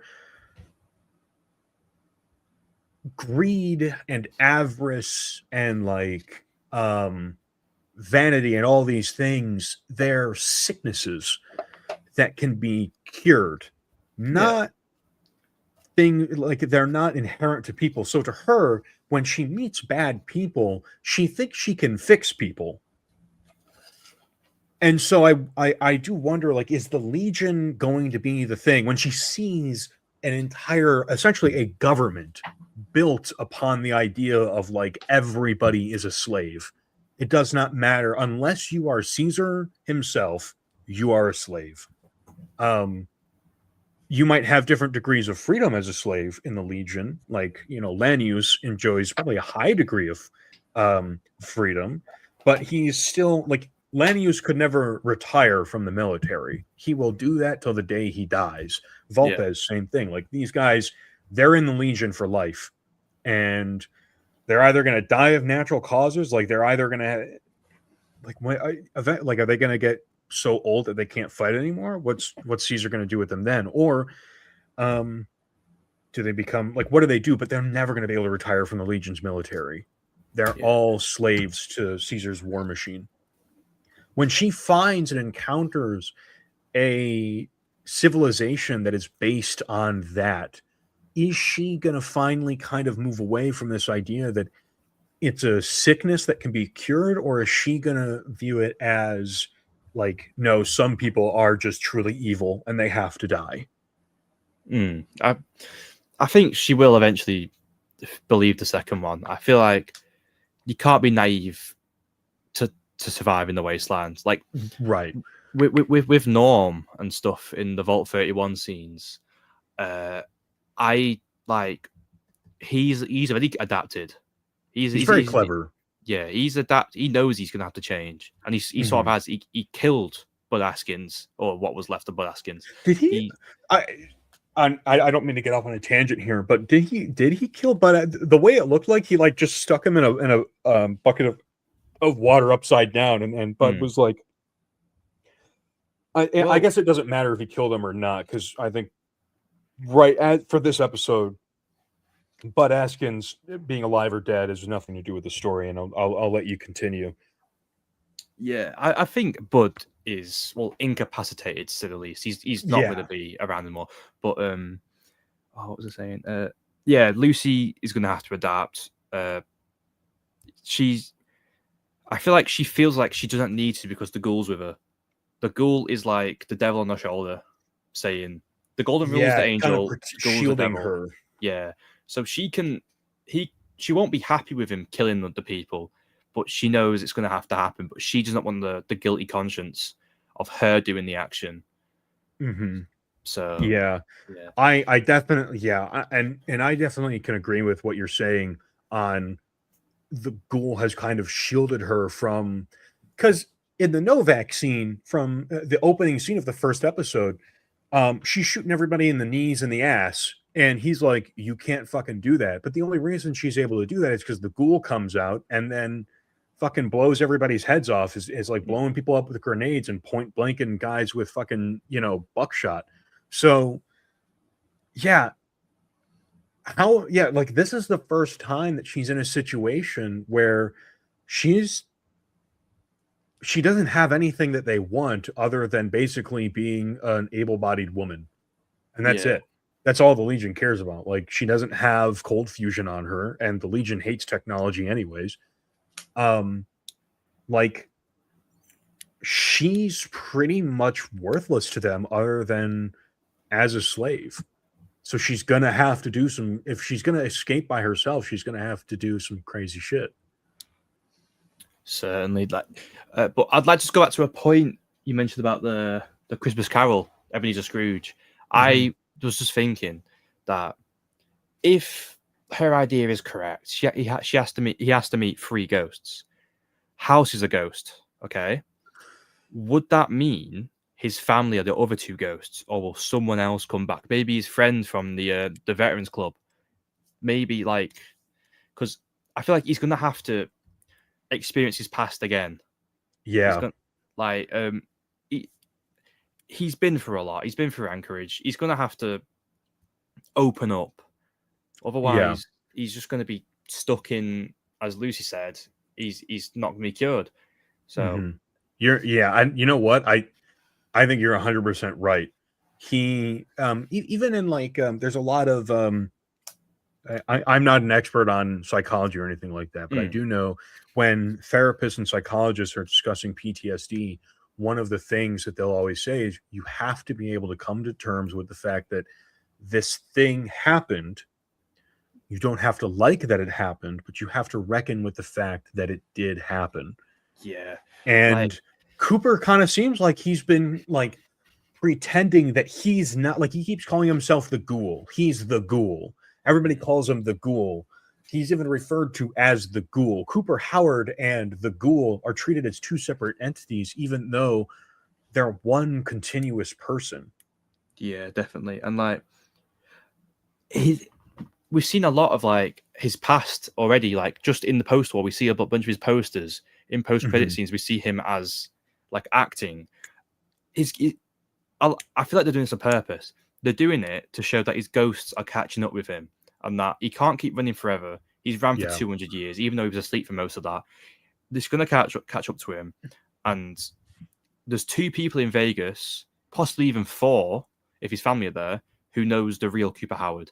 And if he arrives there as the Ghoul, they're not going to accept him. They're not going to maybe even bargain with him.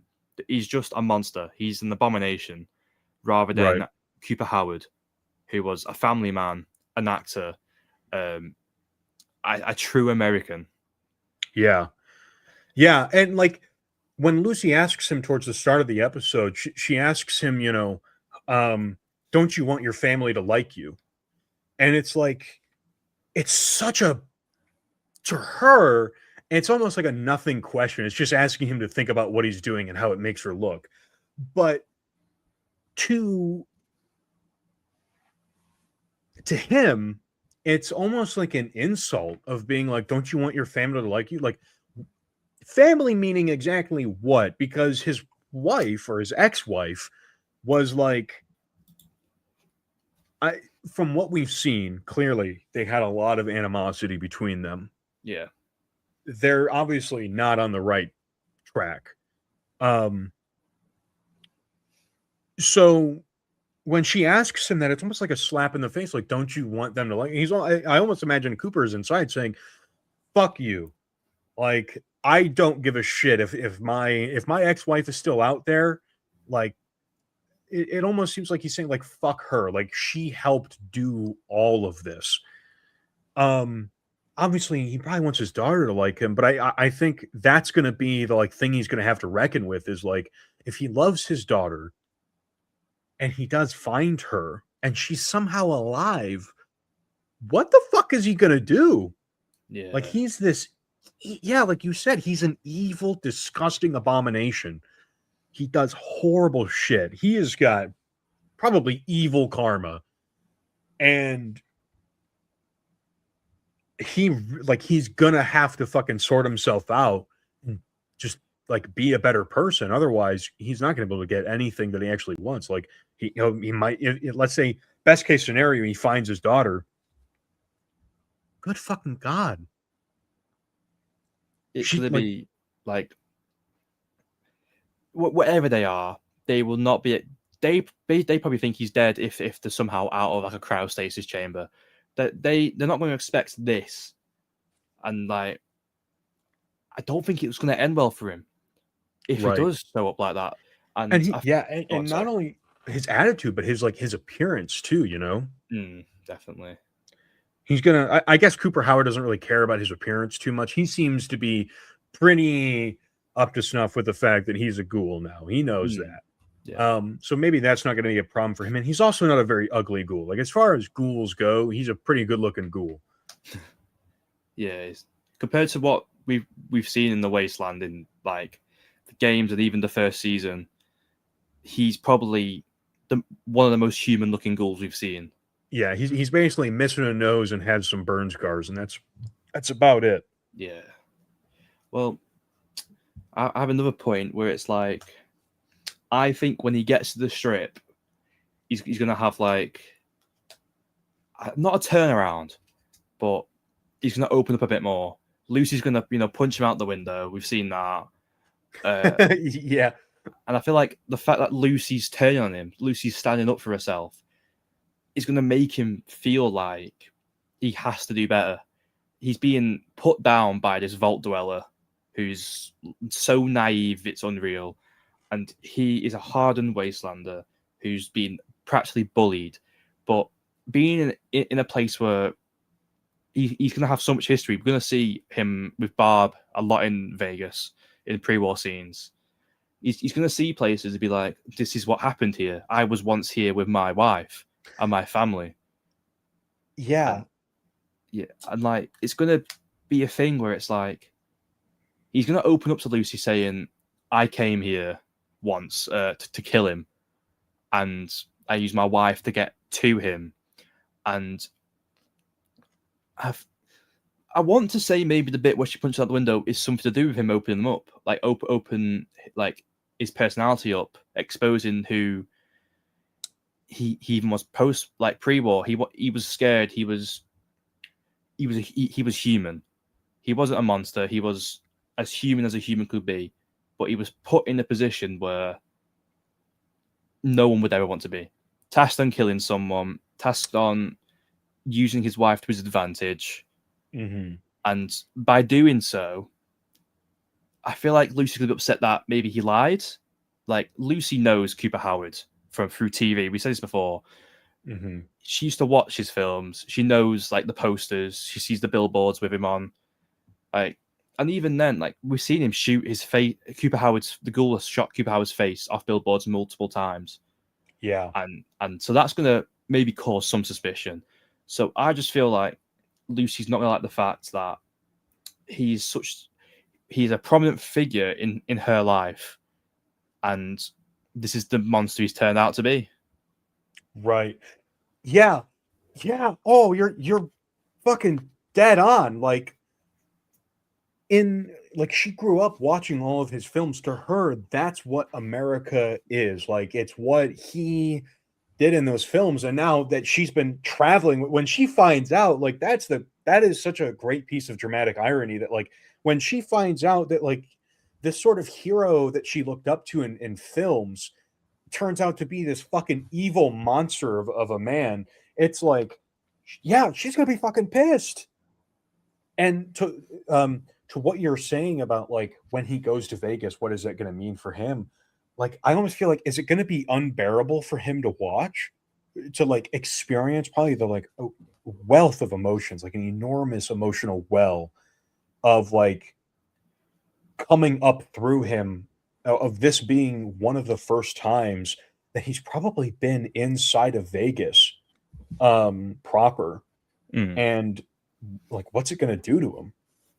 Well, I feel like that's where we're going to get most of the Vegas flashbacks. We're going to see, obviously, he's going to meet Mr. House next week. We're going to see that happen. But I feel like when he's in Vegas, we're going to see scenes we haven't seen yet. He's going to look around, see the Lucky 38. He's going to think about how he pulled up here in a really fancy limo once. He was a man of power, status. He was famous. And now he's just a wastelander scrummaging through the front door. That's all he is. He's like a flea compared to what he used to be. So I feel like it's gonna get to him. It's gonna be really traumatic for him. And that's when Lucy's gonna see the weaker side of the ghoul. Maybe he might get emotional over it. There is, and I agree that there's also a scene where, so last episode you were telling me about how we see him, it looks like he's captured by a super mutant or something. Yes. And he's saying to somebody he's kept himself alive for 200 years, basically running off of fumes on the hope that he finds his family. Yeah. And it's he the looks one scared. and only thing. Yeah. He looks emotional. Does. Yeah, and it's like one of the first times that we see him showing actual emotion about like what he's doing. We've seen so much anger out of him, but never vulnerability. I feel like he's going to be a lot more emotional now because he knows there's actually a chance. He knows Vegas is the most likely place of his family. He's so close, yet so far. Because if Lucy's going to leave him here, that's his best shot out the window. And well, he also knows that Hank, I think maybe too, I don't know how many times he's met people that are still alive in the post-war, right? Like, has there been any references to him knowing that like lots of people survived the war? Not just like by surviving in a vault, but like they could wake up today, like that day, and walk out into the wasteland the way that Hank did, like, or was Hank one of the first times, like Hank and Moldaver, some of the first times that he was made aware of the fact that like some of these people survived, and that gives him hope that he's not just going to find closure, but a new opportunity to begin. Well, like on your point with that, in season 1, when Lucy says to the ghoul, "I'm Lucy McLean," he thinks, is that the same McLean that he met? So he's naive to the fact that these people had cryostasis. And well, obviously it's a well-known fact cryostasis is a thing. It's on billboards everywhere. It's commercially available to some people. And like, so I feel like he's gonna know people can be frozen and unfrozen. But this is his first encounter. Like at that moment, he could be thinking, oh, maybe it's a distant relative of Hank. Maybe it's like great granddaughter or something. But then we see in the observatory at the end of season 1, he now knows it's that Hank McLean. It's that McLean name. Yeah. He even asks him, where the fuck is my family? Like, very direct and straightforward. Like, I don't think he's just looking for closure now. Like, yeah, he's hoping that they're alive. Definitely. Because I feel like if he has to hope they're alive, otherwise what's the point of moving forwards? Yeah. He's gonna have to imagine them in it, like somewhere safe, maybe obviously frozen, maybe turned into like a robo brain. We don't know. But Mr. House had a plan for everything. So that's why he's going there. He knows Mr. House would have definitely Mr. House was in the quote unquote Mr. House was in the meeting.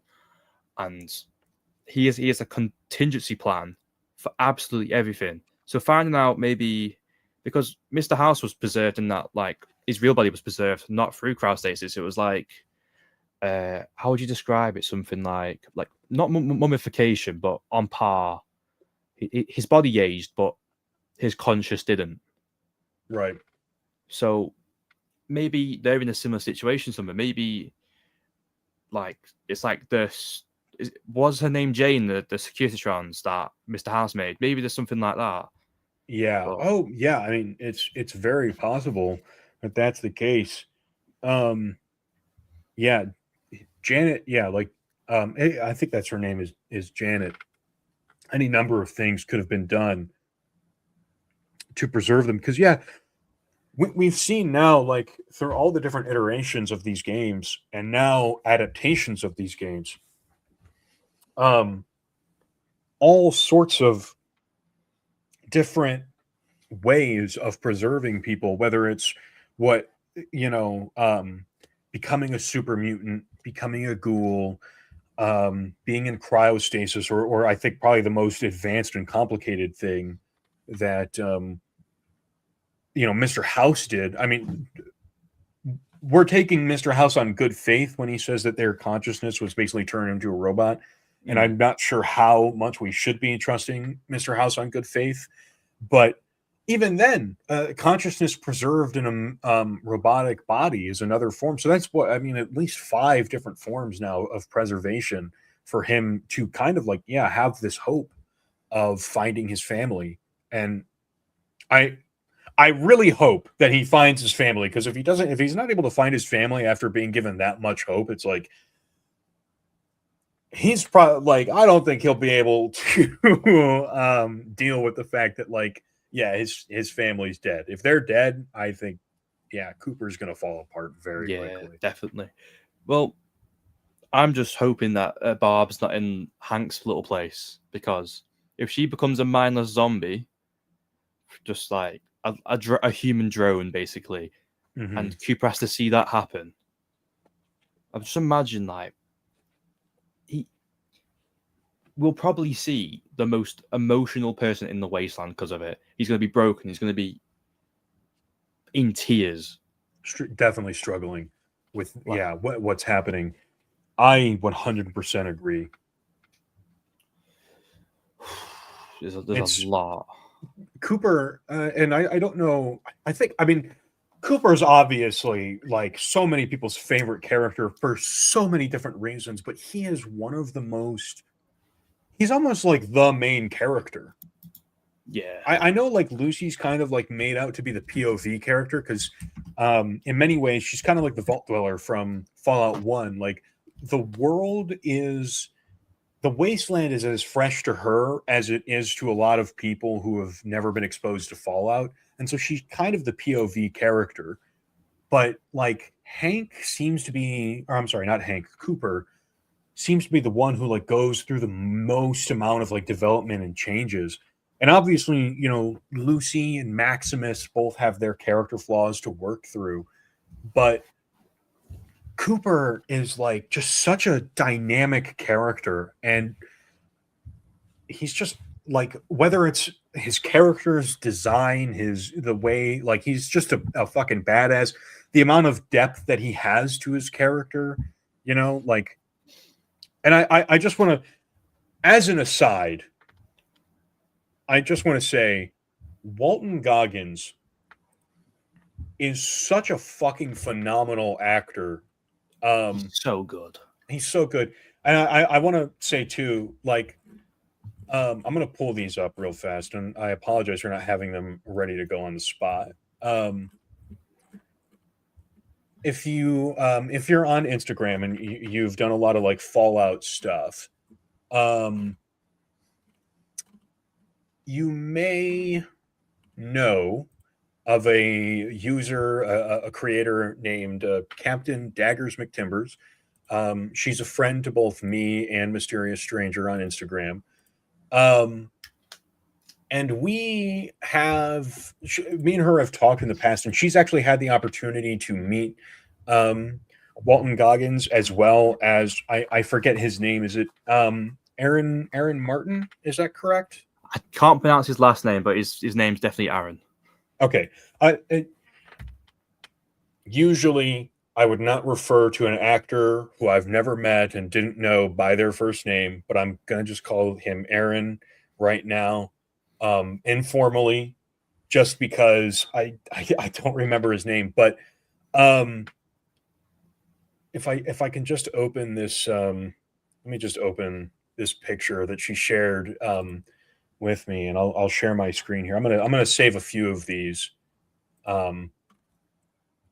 Don't mind giving me a second, because she's actually had the opportunity to talk to a few people from the show, and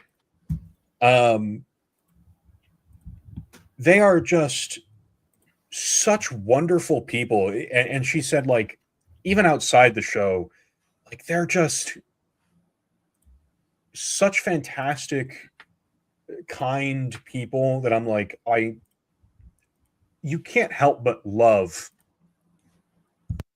what they do in the show. Let me share my screen here. Here we go. I can add image files. So this is her in a picture that she got with Aaron. I'm going to add a couple more here real fast. Let me just add them. I apologize. I should have had these ready to go, but don't worry about it. Open, and then I'm going to open one more. All of these different pictures have stories, but they're her stories to tell, so I'm not going to tell her story. I'm just going to show them off. She's had the opportunity to meet them, and she said, like, Walton Goggins was one of the kindest, warmest people she's ever had the opportunity to meet in person, who's like from a show. And beyond him just being a, like, enjoying what he's doing, the performance that he brings to Fallout, any movie that he's in, I've loved every movie that he's been in. Even if I'm not a fan of the movie, his performance in the movie, I'm always like, he does a fucking phenomenal job. Two of my favorites, they're the Tarantino movies he's been in, obviously. Django Unchained. He's a villain in that one. He's a very small villain, but he delivers that performance so well. The other one is The Hateful Eight. And he's like he's one of like the racist Southern soldiers, Confederate soldiers. But by the end of the movie, like, him and Samuel L. Jackson's character have become basically, like, I don't want to say friends, but they're relying on each other. And the performance that he delivers in there is phenomenal too. If you haven't seen those movies, I know Tarantino recently has been like kind of losing his fucking marbles, and doing a lot of like just being very controversial. His performances, those movies, if you haven't seen them, I highly recommend them. They're very good. They're very violent movies. So if you like Fallout, you'll probably like them. Just there's a lot of themes of like racial violence in those. So if you're averse to that, keep that in mind. It's a Tarantino movie. But she also had the opportunity to talk to Aaron, and she said Aaron was an awesome guy too, like genuinely one of the coolest people she's ever had the opportunity to meet. And like like I said, I don't want to tell her story. It's her story to tell. So if you have the opportunity to ask her about the pictures, please do, because they're awesome stories, and they made me smile. They brought a warmth to my heart. Yeah, definitely. So speaking to the audience directly, yeah, if you like these guys, go ask her about her story with them. They're great, and go watch the other stuff that they're in, because they do a great job. And they like the same energy and performance that they bring to the show that makes it so enthralling and immersive. They bring to the other stuff that they're in. They're really, really good at what they do. They're phenomenal actors.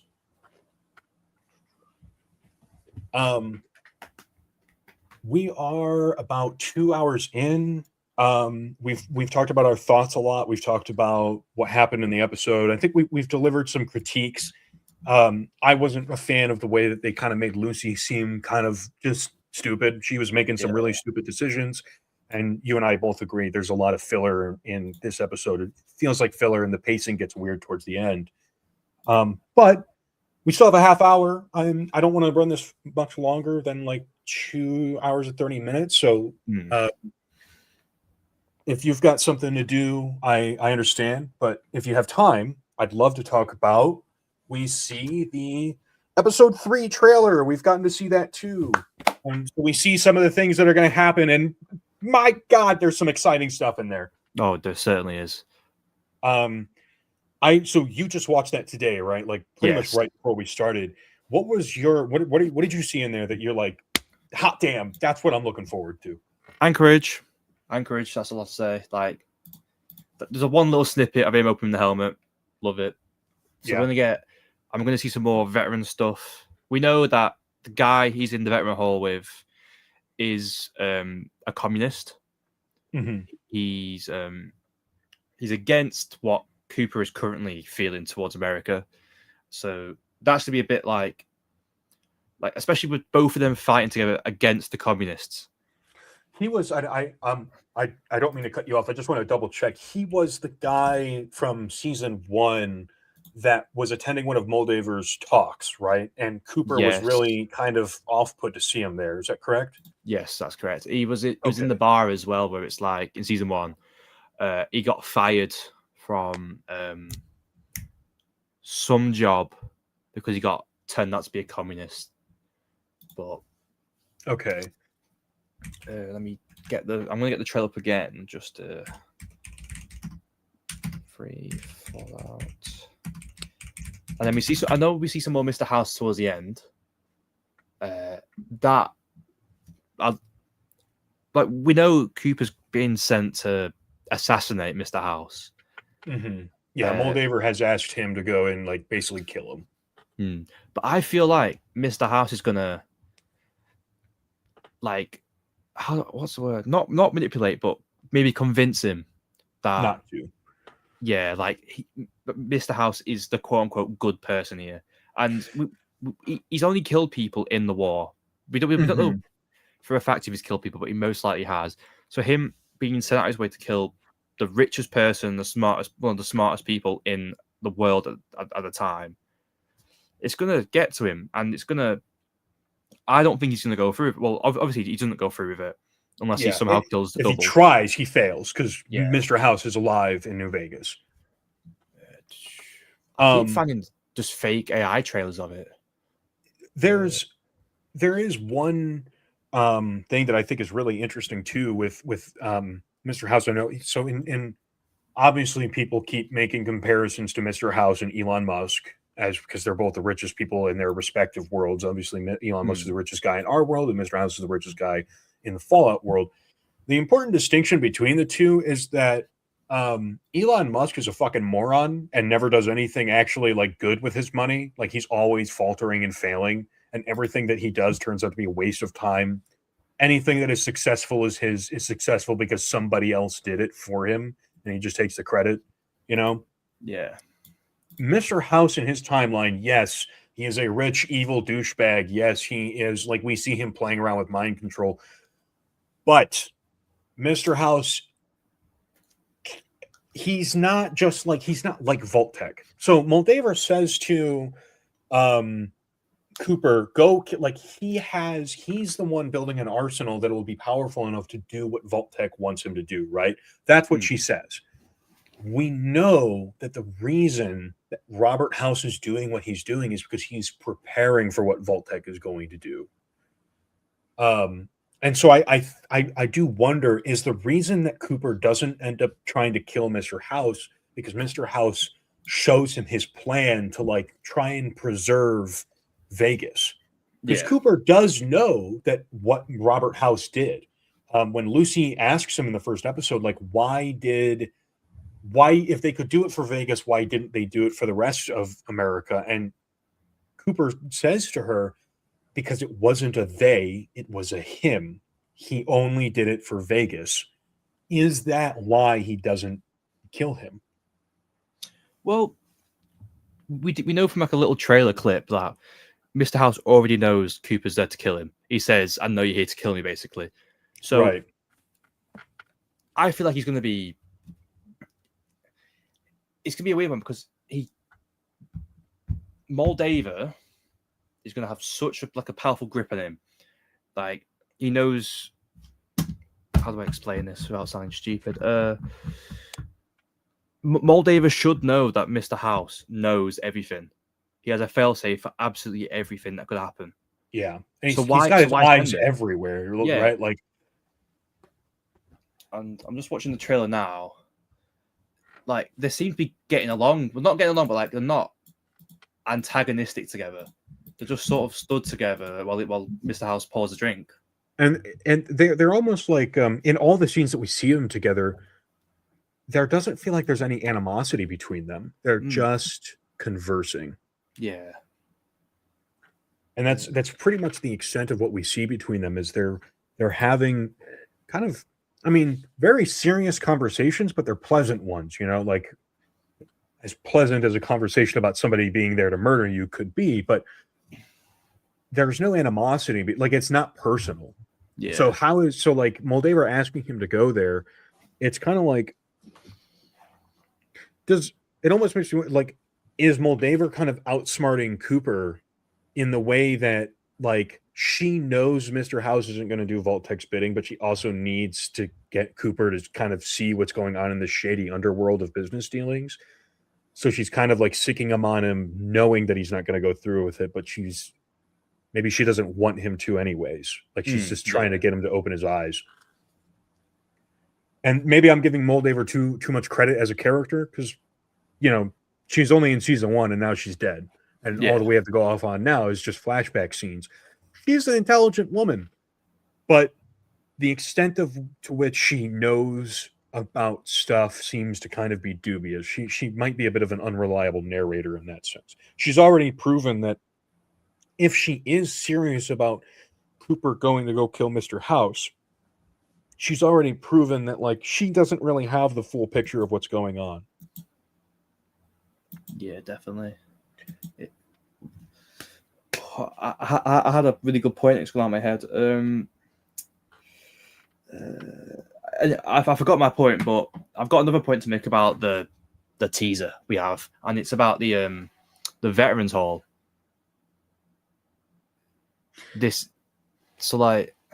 I know you were talking about there's the guy who turned out like Cooper fought with him and he turned out to be a communist. Yeah. And I think we might have taken a small tangent off of that path talking about Mr. House. Yeah. I don't know if that rings any bells for you. Yeah. So we see him in the Veterans Hall where obviously it's all generations of people who have fought. We're going to see the Sino-American Wars. We're going to see Anchorage. We're going to see the big events that have led up to the Resource Wars, all that good stuff. But this scene, Cooper isn't in like an army dress, but everyone else is. Yeah. So that's making me feel like he's not fallen for communism, but he doesn't agree with what the American people are doing, like the government. But he still wants to like be a part of it. So obviously something he's seen in Anchorage has made him feel like the world's falling apart to him because he looks miserable in this scene. There's also it could be because he does talk to Mr. House in one of those scenes about he asked Mr. House like, "You're not a veteran, are you?" And Mr. House says, "What gave me away?" But it kind of makes me think like, is Cooper Howard there because he's there on like veteran affair business, or is he like the reason he's not dressed in his garb?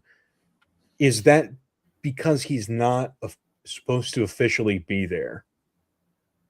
Maybe he's not going there as a veteran. He's going there for some other business. Well, it comes out in season 1 to like the public that he's been attending communist meetings. So maybe he's been like, he's been told he's not allowed to wear the dress because. Oh yeah, like he's sullied. Whatever, according to the American patriot narrative, he's sullied what the uniform stands for. Yeah, I see what you're saying. and he looks like miserable to be there. But it's making me think who's speaking in the scene. Like it's going to be like is Mr. House speaking to the people, and then maybe that leads to the ending part where it's like you're not a veteran, are you? Because he's wearing the same clothes. Mm-hmm. I've just realized that actually he's wearing the exact same clothes in the Veterans Hall in the last scene. That's interesting. So why would Mr. House be speaking to them unless they're trying to? It could be about Liberty Prime. I don't know how much. Maybe Liberty Prime wasn't like a public knowledge, but we do know like General Atomics and Robco had a lot to do with military industrial contracting. Yeah. So that could be a reason why. But at this point, I think it's like we can't rule anything out, and they've definitely kind of gone down the rabbit hole of like nothing is really surface level anymore for them. Like it's not just, Mr. House isn't going to be there just because, Robco is involved with the war effort. That much I agree with. He's going to be there for some other reason. For me, one of the things that really interested me about that, I think the part that interested me the most was seeing Victor, because we know now next season, we're going to see not only just Victor, but other Securitrons. One of the things we see, I think, is there's a Brotherhood of Steel knight or somebody in power armor. And I don't think it's Maximus, because Maximus's power armor is pretty fucked up. Like it's got all the claw marks on it. But somebody is fighting a Securitron, like pounding into a Securitron with a the kind of Fallout 4 style assault rifle. But we see Cooper talking to Victor, and we left Cooper in the hospital, and we didn't see any more of him. So now next episode, we're going to see more Cooper. It seems like a lot of Cooper. We see him as the Ghoul walking through camp. We see him like in all those pre-war flashback scenes we were just talking about. And now we see him talking to Victor, obviously in New Vegas, when Mr. House dies. Unless like Victor just disappears. You can't even go find him and kill him. He's just like gone. So we don't really know what happened to him. He could be alive, could be dead. It seems like he's alive. I'm not going to say one way or another that this kind of helps determine an ending to New Vegas or kind of confirms or denies whether or not Mr. House is alive. But he does meet Victor and starts talking to him, and the nature of their conversation, I think, is going to be really interesting, especially because I feel like will Victor reveal to Cooper that he works for Mr. House? If he does, is he going to tell Cooper about the fate of Mr. House? Is he still alive? Is he dead? If he were to reveal the fate of Mr. House, how would that affect his desire to still try and get to New Vegas? Is he going to go there just because he's looking for Hank now? Or, like what's going to be the reason that they ultimately still are traveling to Vegas? I figured talking to Victor, the season has not played out the way that I thought it would at all.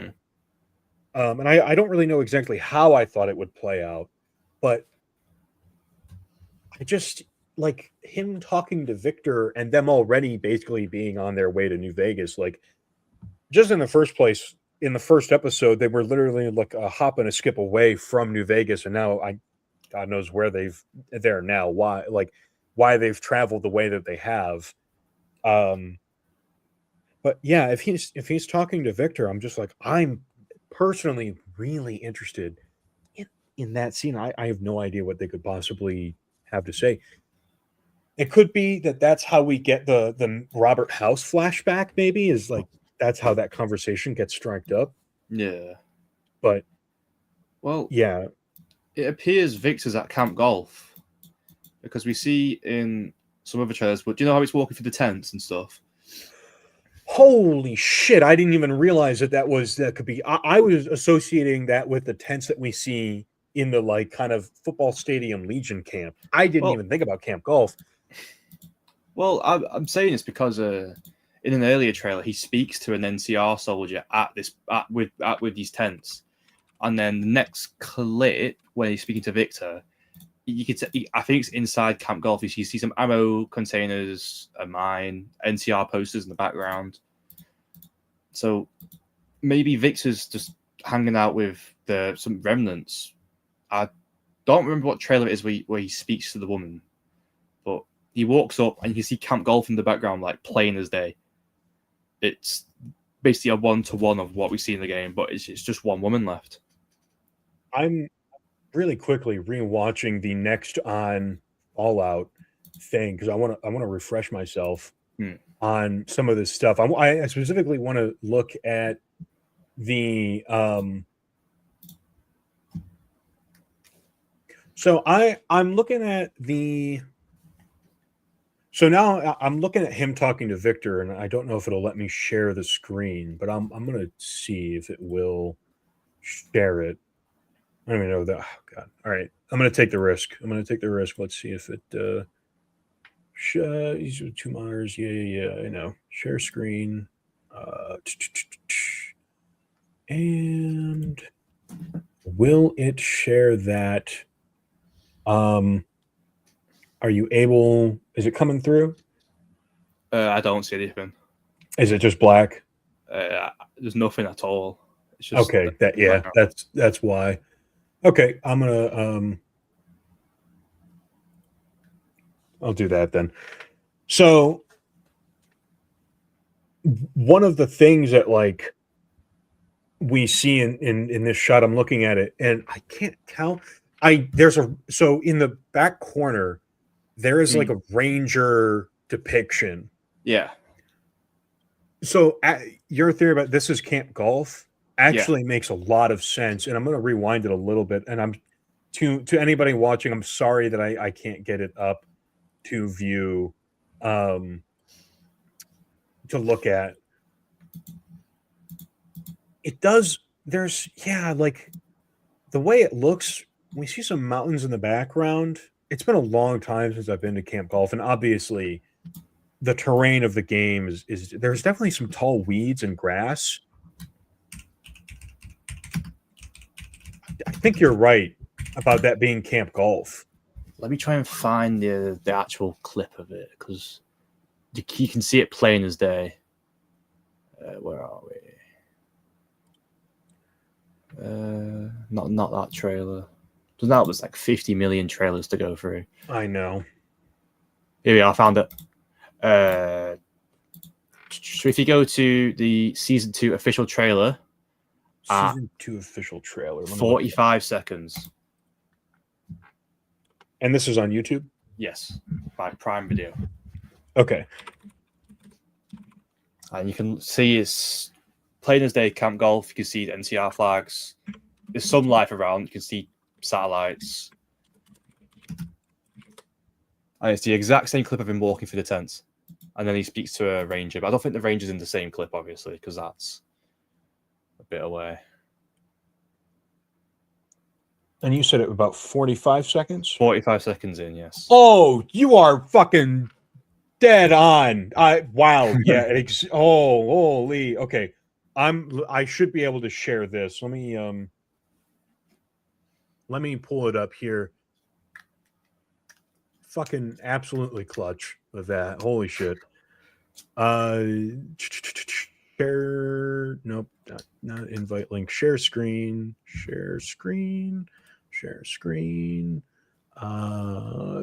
Yep.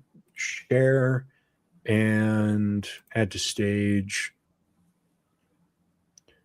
Oh, there we go. Let's rewind it a little bit much. They don't give up. Boom. Yeah. Yeah. I mean, that's there's the satellites, the NCR, the sandbags, the tents. I mean, that's the resort right there. Mm-hmm. That's 100% Camp Golf. You are. So what is Victor doing in Camp Golf?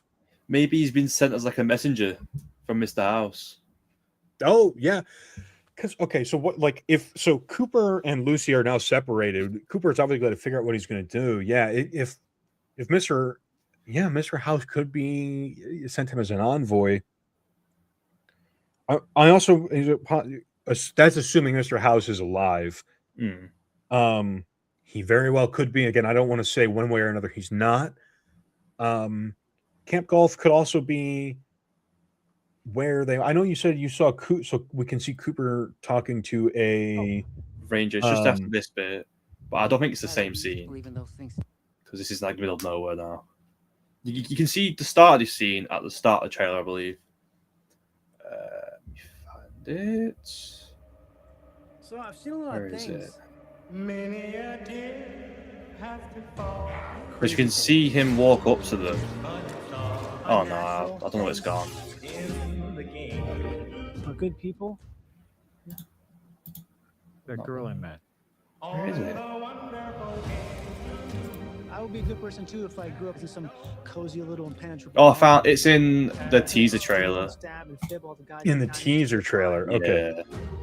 At 16 seconds, he's at the same place, but it's like a security he's speaking to instead, or what I think is. Or is it a Brahmin? I don't know.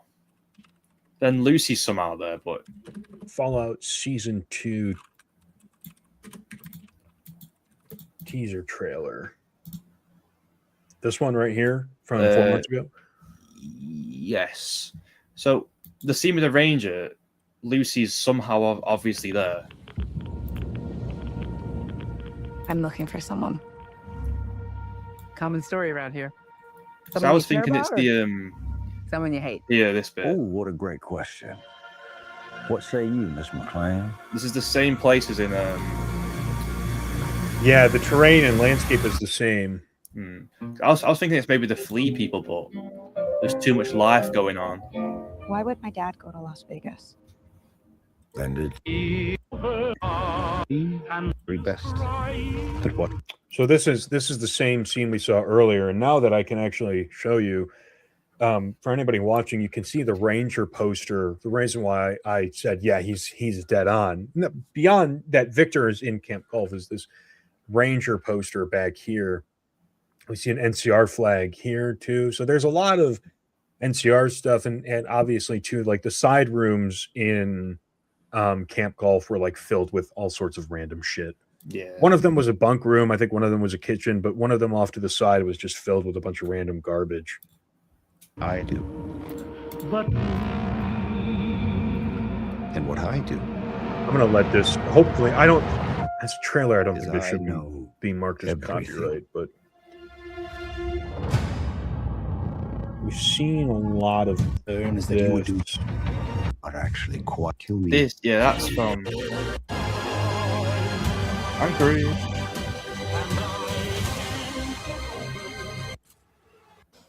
Get lucky, Sean.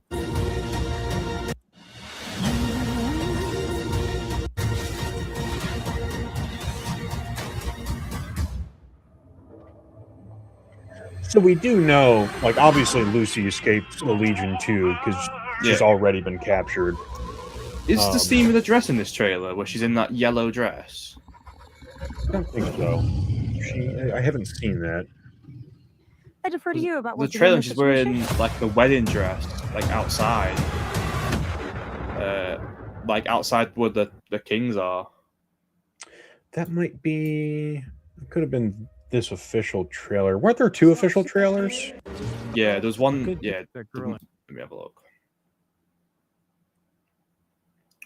So that's her wearing a wedding outfit there. That's Barb, not her. Not Barb. I can't think of her name now. Lucy. No, the blonde one from the vault. Oh, I know who you're talking about. What's she called now? I've literally got her action figure sat behind me. Actually, we're actually beginning to get along. Yeah, and that part there that we're playing now, I think that's where like some more truth about him comes out. Yeah, this is interesting. And you know what? This is actually interesting. We see Justin Theroux on the monitor back there.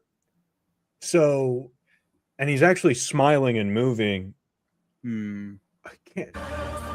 Maybe it's like a pre-recorded message rather than. Mr. Oh. House being sat there. So true too. It could. Oh. There's so much it could be. God, this is. This Oh, is the and most annoying part about theorizing. It could be anything. this has to fit into 6 more episodes, man. All of this has to fit into 6 more episodes. I'm hoping there's no more filler. I want full force now. I don't know how there could be any more filler. Although, to be fair, a lot of the stuff that we've seen from this trailer that we thought was going to be like big plot points has ended up being like tiny little, like the Rad Scorpion thing looked like this big scary threat. And it was like, it ended up just being a way to get Lucy and Cooper kind of separated. So I don't want to say that, I don't want to take anything off the table, obviously, but yeah, like I can't fucking wait for episode 3, man. Oh, and there's one more point. I'll wait until you get to it, but there's something I'm so confused about. Yeah, we've seen this. Mm-hmm. Try again. Yeah, seen that. Haven't seen this. Yeah. Oh, that. This part here.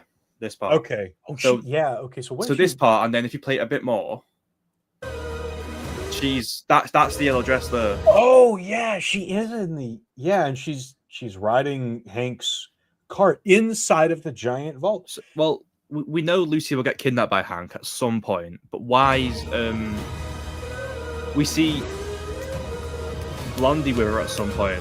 What is her name? I keep wanting to say Sarah. Oh, whoa! I think you're right. I think Maximus is in the suit.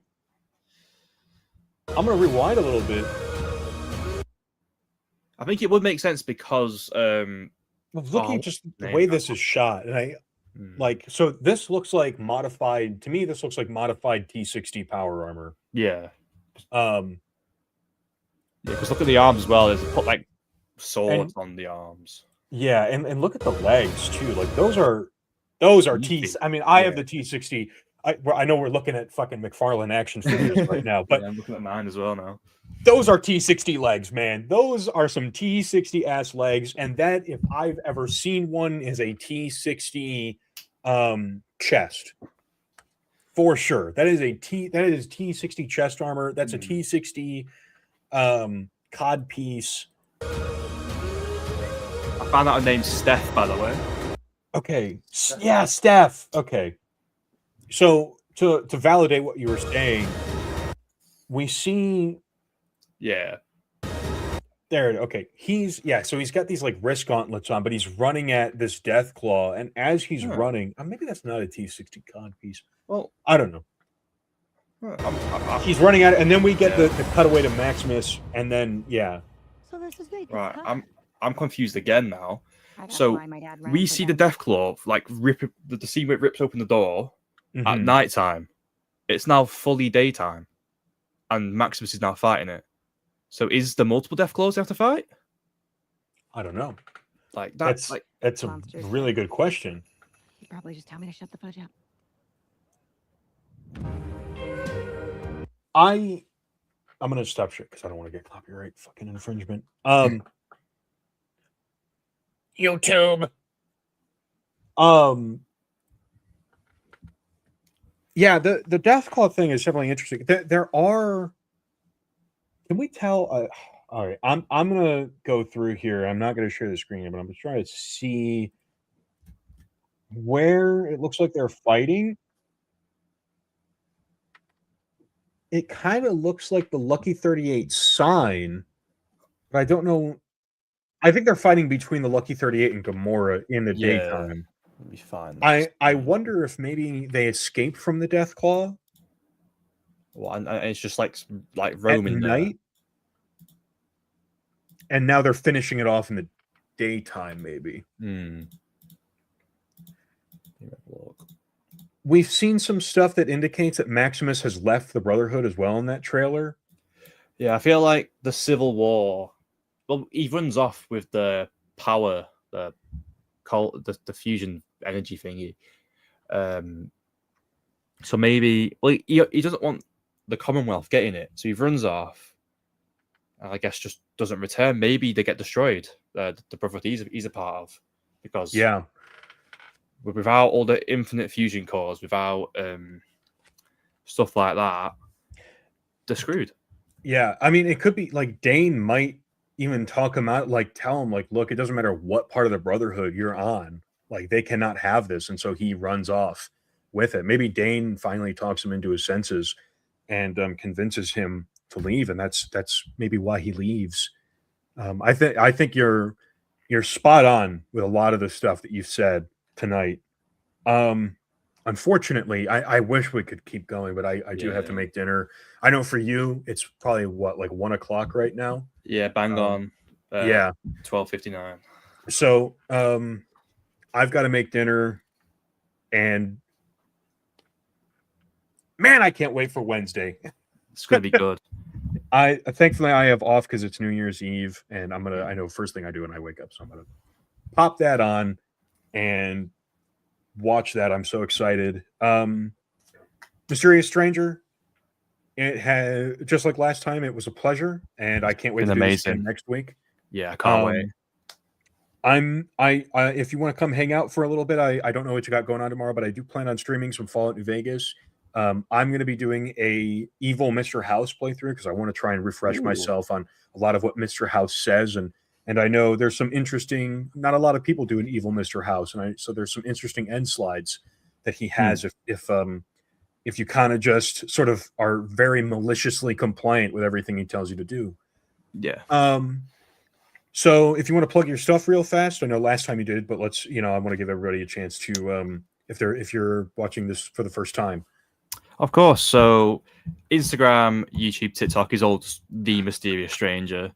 Facebook is Mist Strange, because I couldn't get the full name in, sadly. And I think that's all my plugs. Feel free to check out my lore videos, my memes I've made recently. I've made some quite funny ones. I will attest, they are very funny. But thank you for having me once again. I've loved it. Can't wait for next week. Of course. Hopefully we'll be able to get somebody on. And again, thanks to Vault Dweller, that dude in the blue jumpsuit who came on earlier. I know he wasn't able to stay for long, but it's always a pleasure to have guests on. Always. We'll be able to get somebody on for maybe a little longer next week. Yeah, definitely. We'll see about that. But until then, thanks everybody who's stopped in and watched. We didn't really have any chatters this week, but maybe next week we will. Thanks everybody for watching, and we'll catch you next week. Thank you all so much. Take care.